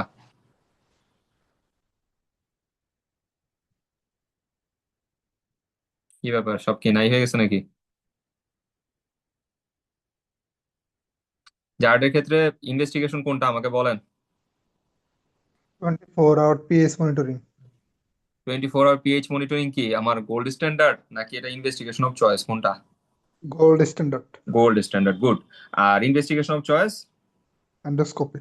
এন্ডোস্কোপি, ভালো। এখন আমাকে যদি বলে, আপনি তো পিএইচ মনিটর করলেন, পিএইচ কত নিচে গেলে আপনি মনে করবেন এটা পেশেন্টের জার্ড হয়েছে? 4-এর নিচে। 4-এর নিচে যদি যায় তাহলে আমরা চিন্তা করবো এটা হচ্ছে জার্ড। এরপরে আসেন ম্যানেজমেন্ট। ম্যানেজমেন্টের মধ্যে লাইফস্টাইল অ্যাডভাইস। ঠিক আছে, এই লাইফস্টাইল অ্যাডভাইসের পয়েন্ট গুলোর নাম জাস্ট পড়ে রাখবেন। এটা আপনার এমসিকিউ দিতে পারে, হাইয়েস্ট, এর থেকে বেশি দিবে না আশা করি। আর এখানে একটা সুন্দর লাইন আছে, দেখবেন লেখা আছে, there is no evidence that H pylori eradication has any therapeutic value. That means আপনি যেটা জার্ডের পেশেন্টের এইচ পাইলোরি ইরাডিকেশন করলেন, ইরাডিকেশন করে আহামরি কিছুই লাভ হইলো না, হুদাহুদি পেশেন্টের কিছু টাকা পয়সা খরচ হইলো আর কি। ঠিক আছে, লং টার্ম পিপিআই যদি দেন সেক্ষেত্রে parietal sell hyperplasia and hypertrophy হয়। তো যখন প্যারাইটাল সেল হাইপারপ্লেসিয়া আর হাইপারট্রফি হবে, leading to acid rebound on withdrawal of PPI, তখন ওই পেশেন্টের কি হয়, কিছু অ্যাবজর্পশন কমে যায়, ভিটামিন আয়রন কমে যায়, ভিটামিন B12 কমে যায়, ম্যাগনেসিয়াম কমে যায়। আর আমি আপনাকে বলে রাখতে পারি, ওই যে দেখেন নিচে 2 লাইন পরে লেখা আছে, একটা পেশেন্ট যদি লং টাইম ধরে পিপিআই খায় সেক্ষেত্রে তার দুইটা ডিজিজ হওয়ার চান্স থাকে, একটা হচ্ছে মাইক্রোস্কোপিক কোলাইটিস, আর একটা হচ্ছে অ্যাকিউট ইন্টারস্টিশিয়াল নেফ্রাইটিস। তাহলে দেখেন এখান থেকে আমরা পড়লাম কি, তিনটা লাইন, 3টা থেকে 4টা লাইন আমরা খুব ইম্পর্টেন্স দিয়ে পড়লাম। প্রথমে হচ্ছে ইনভেস্টিগেশন, আপনার 3টাই পয়েন্ট, এই 3টা পয়েন্ট আপনি মনে রাখলে ইনশাল্লাহ আপনার পাস, ক্লিনিক্যালিও কোনো ঝামেলা হবে না। ইনভেস্টিগেশন অফ চয়েস কি, আমার গোল্ড স্ট্যান্ডার্ড কোনটা, আর আমার পিএইচ কত নিচে গেলে আমরা চিন্তা করব। ঠিক আছে, শেষ। ম্যানেজমেন্টে আসেন, লাইফস্টাইল অ্যাডভাইসটা মনে রাখতে বলছি, এটা একটা পয়েন্ট গেল। সেকেন্ড পয়েন্ট কি, যে এইচ পাইলোরি ইরাডিকেশন করে আহামরি কোনো লাভ হবে না। থার্ড পয়েন্টে আসেন, এই লাইনগুলো একসাথে মনে রাখবেন। একটা পেশেন্ট আপনি অনেকদিন ধরে পিপিআই খাওয়াচ্ছেন, ঠিক আছে, সেই পেশেন্টের 3টা জিনিসের সমস্যা হবে, আয়রন, ভিটামিন B12, ম্যাগনেসিয়াম। মনে রাখলাম। তার সাথে এরপরে আসলাম, পেশেন্টের যে এতদিন ধরে আমি দিলাম, কি বলে, পিপিআই দিলাম, এখন পেশেন্টের কিছু ইনফেকশন হওয়ার চান্স থাকে, সেটা আমরা মনে রাখবো হচ্ছে SCC, সালমোনেলা, ক্যাম্পাইলোব্যাক্টার, ক্লোস্ট্রিডিয়াম ডিফিসিলি। আর যদি বলা হয় ডিজিজ কি হইতে পারে পিপিআই খাওয়ার জন্য, সেটা হচ্ছে microscopic colitis, acute interstitial nephritis. Enough, শেষ এখান থেকে। এরপরে আসেন এই ছকটা। ঠিক আছে, এই ফিগারটা ইম্পর্টেন্ট। এটার ক্ষেত্রে আপনি এইভাবে পরীক্ষা কোশ্চেন আসতে পারে, জার্ডের একটা পেশেন্ট সিমটমস নিয়ে আসছে, নেক্সট লাইন কি দিবা, অ্যান্টাসিড অথবা অ্যালজিনেট দিব। আমরা যেটা, আমার যে কোনো আমার কাছে পেশেন্ট আসলো তো আমরা তাই দিই, ফার্স্টে অ্যান্টাসিড দিয়ে তো শুরু করি, অথবা আমি পিপিআই দেওয়ার চিন্তা করি অনেকে। তো এরপরে বলা আছে যে পিপিআই ফুল ডোজে দিবা, ঠিক আছে দিলাম। দেওয়ার পরে পেশেন্ট গুড রেসপন্স করলো, তাহলে পেশেন্টের পিপিআই কি হবে, মেইনটেনেন্স ডোজে চলবে। এখন তারপরেও পেশেন্টের হয়তোবা ইমপ্রুভ হচ্ছে না, তখন আমরা H2 রিসেপ্টর অ্যান্টাগনিস্ট অথবা অ্যান্টাসিড দিয়ে চিন্তা করতে পারি। আর যদি বলা হয় যে না, পেশেন্টের তো পিপিআই ফুল ডোজে দিয়ে কোনো কাজ হচ্ছে না, তখন আমাকে ওই যে জার্ডের যে চিন্তা ভাবনা সেটাতে চলে যেতে হবে। পেশেন্টের পিএইচ মনিটরিং করতে হবে। পিএইচ মনিটরিং করে আপনি দেখলেন 4-এর নিচে আছে, তখন কি পজিটিভ, কিন্তু এই পেশেন্টের তো বারবারই কি হচ্ছে, সিমটমস আসতেছে। এই কারণে আমার last choice in case of refractory symptoms যদি হয়, ইন কেস অফ জার্ড, এই যে দেখেন লেখা আছে, patient who fail to respond to medical therapy, those who are unwilling to take long term PPI, তাদের ক্ষেত্রে আমরা ল্যাপারোস্কোপিক ফান্ডোপ্লিকেশন করব। তাইলে এখানে আমাদের এই ফিগার থেকে ইন্টারপ্রিটেশন কি, প্রথমে যদি আসে সিমটম নিয়ে অ্যান্টাসিড অ্যালজিনেট দাও, পিপিআই দাও, শেষ একটা। 2 নম্বরে পেশেন্ট পিপিআই দিছো, গুড রেসপন্স করছে, মেনটেনেন্সে যাবে, তার সাথে তুমি H2 রিসেপ্টর অ্যান্টাগনিস্ট আর হচ্ছে অ্যান্টাসিড দিতে পারো, শেষ 2টা। 3 নম্বরে চলে আসেন, পেশেন্টকে আপনি সিমটম আছে, পিপিআই দিয়েছেন, পেশেন্ট রেসপন্স করতেছে না, তাহলে আমার কি চিন্তা করব, পিএইচ মনিটরিং করতে হবে, গেল 3। 4 নম্বরে কি আসতে পারে, সেটা হচ্ছে পেশেন্টের অ্যান্টাসিড অ্যালজিনেট দিছি, পিপিআই দিছি, কাজ করে নাই, পিএইচ মনিটরিং করছি, পিএইচ এখন 4-এর নিচে, সো আমার এখন ফান্ড অ্যাপ্লিকেশন করতে হবে। ক্লিয়ার? তাইলে আমরা এই 4টা সিনারিও বের করতে পারি। এই যে কথাগুলো বলতেছি, এগুলো আপনারা স্টিকি নোটে 1 2 3 4 দিয়ে লিখে সুন্দর করে বইয়ের সাথে লাগিয়ে রাখতে পারেন। তাহলে কি হবে, আপনি যখন পরীক্ষার আগে রিভিশন দিতে যাবেন তখন আপনার খুব হেল্প হবে। ঠিক আছে? কারণ পরীক্ষার আগে সব পড়তে গেলে মাথা খারাপ হয়ে যায়, এটা সবার ক্ষেত্রে। তো স্টিকি নোট অনেক ইম্পর্টেন্ট। আর এখান থেকে আমরা একটু ইসোফেজাইটিসের শুধু ড্রাগ কজ গুলা পড়বো। হ্যাঁ, potassium supplementation, NSAIDs, bisphosphonate, tetracycline, এগুলা। তো আমাদের এই টপিক মোটামুটি শেষ, এখান থেকে আর কিছু নাই। এরপরে আসি হচ্ছে আমরা সিলিয়াক ডিজিজ। ঠিক আছে, এই টপিক তো স্যারদের এত পছন্দ, সিলিয়াক ডিজিজ। এটা শুধু স্যারদের পছন্দ না, আসলে হসপিটালেও পেশেন্ট আসে, সিলিয়াক ডিজিজ আগে এক্সক্লুড করতে হয়, ম্যালঅ্যাবজর্পশনের পেশেন্ট অনেক বেশি। তো সিলিয়াক ডিজিজ থেকে আমি আপনাদেরকে কিছু কিছু করে জিনিস বলি। সিলিয়াক ডিজিজের ক্ষেত্রে আপনি ফার্স্টে পড়বেন এটা কোন HL এর সাথে অ্যাসোসিয়েটেড, এটা হচ্ছে HL এর DQ2 অথবা DQ8 এর সাথে অ্যাসোসিয়েটেড। ওকে, তো আমরা পড়লাম, এটা জানি আমরা, এই সিলিয়াক ডিজিজ ফিমেলে কিন্তু affected twice as often as males. ঠিক আছে, আমরা জানলাম। আচ্ছা, এটা আমার জানতে হবে না, এখান থেকে আমরা এগুলো পারবো। এবার আমি আসি একটু এইখানে কিছু, আমাকে একটু বলেন তো, সিলিয়াক ডিজিজের পেশেন্টের কোন ধরনের অ্যানিমিয়া হয়? হুম, শোনা যায় না। Dimorphic anemia. Dimorphic anaemia. আচ্ছা, তাহলে ডাইমরফিক অ্যানিমিয়ার মধ্যে কি কি আছে? IDA মানে মাইক্রো আর ম্যাক্রো। মাইক্রো আছে আর ম্যাক্রো আছে, খুব ভালো। একটা সিলিয়াক ডিজিজের পেশেন্টের যদি হাইপোস্প্লেনিজম ডেভেলপ করে, তাহলে আমরা কি কি পাবো এখানে ইয়া হিসেবে, মানে কি কি সেল পাবো? টার্গেট, হুম, তারপর হচ্ছে বডি আর spherocytes. Okay, target cells, spherocyte, Howell jolly body পাবো, গুড। আর একটা পেশেন্টের আপনি চিন্তা করতেছেন, পেশেন্টের IgA deficiency related coeliac disease আছে, তখন আপনি কি করবেন, anti endomysial antibody of the IgA করবেন। এখন এখন আমার কথা শুনেন, এখন পেশেন্টের আপনার বলেই দিছে যে সিলিয়াক ডিজিজের পেশেন্টের কো এক্সিস্টিং IgA ডেফিসিয়েন্সি আছে। একটা হচ্ছে আপনি চিন্তা করতেছেন, সেই হিসাবে IgA করতে দিছেন, আরেকটা হচ্ছে আমাকে কোশ্চেনে বলে দিছে IgA ডেফিসিয়েন্সি আছে, তখন তো আর IgA করে আমার কোনো লাভ হবে না, তখন আমরা IgG অ্যান্টিবডি করব।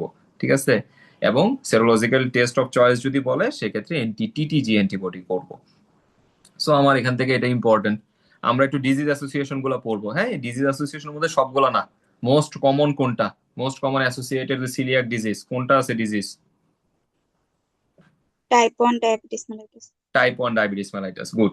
আর যদি বলা হয় পেশেন্টের কি কি ক্যান্সার হতে পারে সিলিয়াক ডিজিজের পেশেন্টের,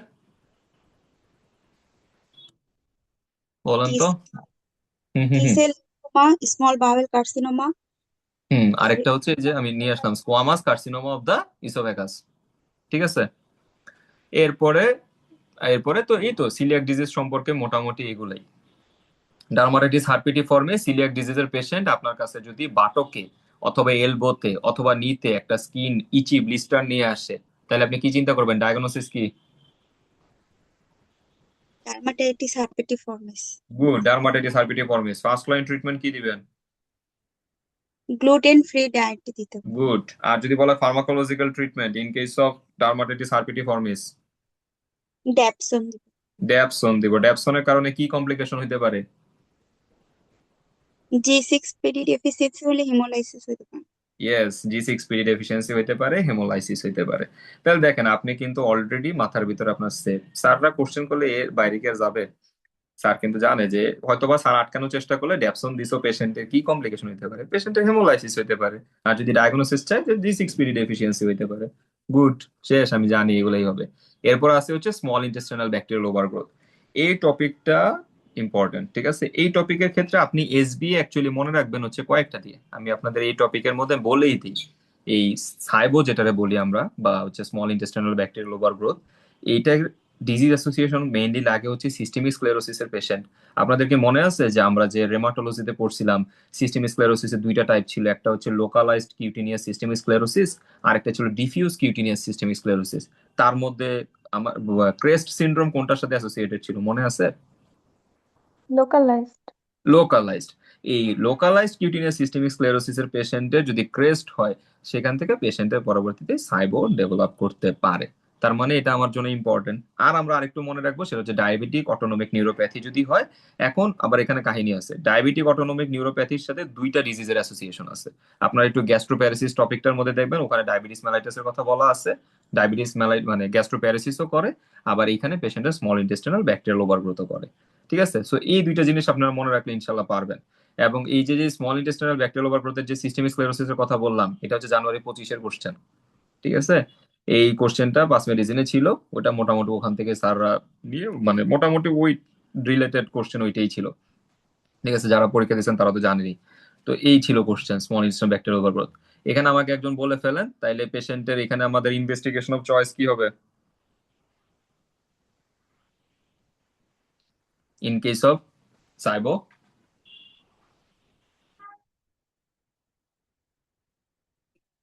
কি স্যার, গ্লুকোজ কমে গেছে মানুষজনের নাকি? বলেন বলেন। Culture of small bowel culture of small bowel অ্যাসপিরেটটা, এটা আসলে হচ্ছে গোল্ড স্ট্যান্ডার্ড, ঠিক আছে। আর আমরা এমনিতে ইনভেস্টিগেশন যদি বলে, তখন আমরা চিন্তা করবো হাইড্রোজেন ব্রেথ টেস্টের কথা, ঠিক আছে। আর ট্রিটমেন্টে আসি, ট্রিটমেন্টে আমাদের হচ্ছে ব্রড স্পেকট্রাম অ্যান্টিবায়োটিক দেওয়া লাগে, ঠিক আছে। যে ফার্স্ট লাইন ট্রিটমেন্ট 2 সপ্তাহের জন্য দিবেন। এরপর আসি এই হুইপেলস ডিজিজ, ঠিক আছে। হুইপেলস ডিজিজটা আমার পার্সোনালি কেন জানি ভাল লাগে আর কি, পছন্দ। এখন এই হুইপেলস ডিজিজের সাথে আমাকে একজনকে বলতে পারবেন হুইপেলস ডিজিজ আর এন্টারোপ্যাথিক আর্থ্রাইটিস ডিফারেন্সিয়েট করবেন কিভাবে? যদি বলি,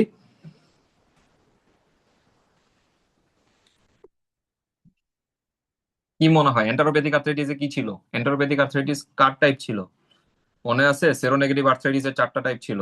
একটা হচ্ছে রিয়েক্টিভ, একটা হচ্ছে আপনার সোরিয়াটিক, একটা হচ্ছে অ্যানগাইলোজিং স্পন্ডালাইটিস, আর একটা হচ্ছে আপনার এন্টারোপ্যাথিক আর্থ্রাইটিস। এখন আমি বলি কেন আমি হুইপেলস আর এন্টারোপ্যাথিক আর্থ্রাইটিস মিলাইলাম। হুইপেলস আর এন্টারোপ্যাথিক আর্থ্রাইটিস দুইটাতেই পেশেন্টের সেরোনেগেটিভ আর্থ্রাইটিস থাকে। এখন দেখেন এখানে লেখা আছে সেরোনেগেটিভ লার্জ জয়েন্ট আর্থ্রোপ্যাথি 65% পেশেন্টে থাকে হুইপেলসে। এখন হুইপেলসে এটা আছে, এন্টারোপ্যাথিক আর্থ্রাইটিসও আছে। কিন্তু আপনি ডিফারেন্সিয়েট করবেন কিভাবে? দেখেন এখানে আরো অনেক ফিচার আছে। পেশেন্টের নিউরোলজিক্যাল ফিচার হয়, ক্র্যানিয়াল নার্ভ পালসি থাকে, পেশেন্টের দেখেন ডায়রিয়া, ওয়েট লস, হেপাটোস্প্লিনোমেগালি এগুলা থাকে, যেগুলো আপনার ওই এন্টারোপ্যাথিক আর্থ্রাইটিসের পেশেন্টের ক্ষেত্রে এতটা কমন না। এন্টারোপ্যাথিক আর্থ্রাইটিস পেশেন্ট আইবিডি নিয়ে প্রেজেন্ট করে, আর হুইপলস এর পেশেন্ট ডিরেক্ট বলে দিবে পেশেন্ট এরকম ওয়েট লস হচ্ছে। আরো একটা ইম্পর্টেন্ট লাইন আছে, সেটা হচ্ছে এই যে আদার্স এর মধ্যে দেখেন পিগমেন্টেশন, এই পিগমেন্টেশন আপনাকে বলে দিবে পরীক্ষার হলে, ঠিক আছে। এই হুইপেলস যদি ডায়াগনোসিস স্যাররা করাইতে চায় আপনাকে, এইটা মনে রাখেন, একদম ম্যাক্সিমাম 90% কি 95% হুইপেলস এর কোশ্চেন আপনি আলাদাই করবেন এন্টারোপ্যাথিক থেকে। সেটা হচ্ছে আপনার হাইপার পিগমেন্টেশন থাকবে, তার সাথে ক্র্যানিয়াল নার্ভ পালসি থাকবে, কিন্তু সেটা এন্টারোপ্যাথিক আর্থ্রাইটিস আপনার থাকবে না। সো আপনি ইজিলি তাহলে ডিফারেন্সিয়েট করতে পারবেন পরীক্ষার হলে। দুইটা যদিও সেরোনেগেটিভ আর্থ্রাইটিস, কিন্তু ওইটাতে এক্সিয়াল স্পন্ডালো আর্থ্রোপ্যাথির ফিচার গুলা বেশি থাকবে, তার সাথে আইবিডি থাকবে। আর এইখানে আমার পেশেন্টের ওয়েট লস, আর্থ্রালজিয়া বলবে, কিন্তু এতটা এনকাইলোজিং স্পন্ডালাইটিস এর মতো ফিচারটা প্রিডমিনেন্ট থাকবে না। তাইলে তখন আমরা এটার ডিফারেন্সিয়েট করে ফেলতে পারবো। হুইপলস ডিজিজের ক্ষেত্রে আপনি ইয়ার নাম মনে রাখবেন, গ্রাম পজিটিভ ব্যাসিলাস, যেটা ট্রেপোডার্মা হুইপলি, এটা দিয়ে আমরা মনে রাখি। তার সাথে এই যে দেখেন নিউরোলজিক্যাল ম্যানিফেস্টেশন থাকে occasionally due to CNS infection, endocarditis থাকে।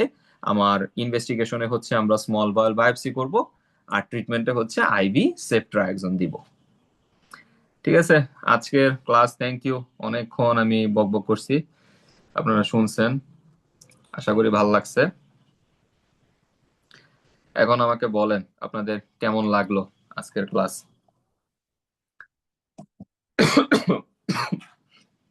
আমরা হচ্ছে চেষ্টা করছি আর কি, আসলে 3টা সিস্টেমে তো অনেক বড় সিস্টেম, তো আমরা মোটামুটি ট্রাই করছি যে একদম ইম্পর্টেন্ট, একদম জিস্ট, এবং যেগুলা না পড়লেই না আসলে পরীক্ষার জন্য, সেগুলা যাতে আমার মোটামুটি কাভার আপ হয়। তিনটা বা চারটা ডিজিজ নিয়ে ডিসকাস করছি। তো এরকম যদি আমরা আরো কয়েকটা সেশন করি আপনাদের কেমন মনে হয়? এটা আপনাদের জন্য উপকারী হবে কিনা? হবে ভাইয়া। আচ্ছা। আর হচ্ছে আর বাকিরা যারা আছেন তারা ইচ্ছা করলে আমাকে এই যে চ্যাট বক্সে লিখতে পারেন। আর আরেকটা হচ্ছে যেটা যে আমরা হচ্ছে এসবিএ ব্যাচ প্লাস হচ্ছে গিয়ে আপনার এক্সাম ব্যাচের কথাও চিন্তা করতেছি আপনাদের জন্য। ওইটা ওইটা করলে আপনাদের জন্য কেমন, মানে কেমন হবে, এটা কি ইফেক্টিভ হবে কিনা, বা হচ্ছে এই ওইটা এসবিএ ব্যাচের হচ্ছে আমরা এসবিএ ইনশাল্লাহ মানে সবগুলা চেষ্টা করব, সবগুলা ডিজিজের সাথে এসবিএ এর সাথে রিলেশন কিভাবে আছে কোশ্চেন অনুযায়ী, আর হচ্ছে ওইটার সাথে আমরা এক্সাম হচ্ছে গিয়ে অ্যাড করব আর কি। এটা একটা। আর হচ্ছে আপনার আর এরকম কিছু সেশন আমরা যদি নেই তাহলে আপনাদের জন্য ওটা উপকারী হবে কিনা।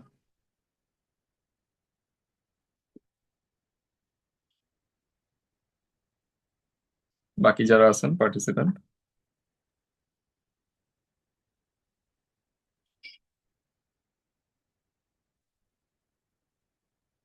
ওকে, ঠিক আছে, থ্যাংক ইউ। ঠিক আছে, তাহলে আজকে ক্লাস আমরা এখানেই শেষ করতেছি। ভালো থাকবেন সবাই। আল্লাহ হাফিজ।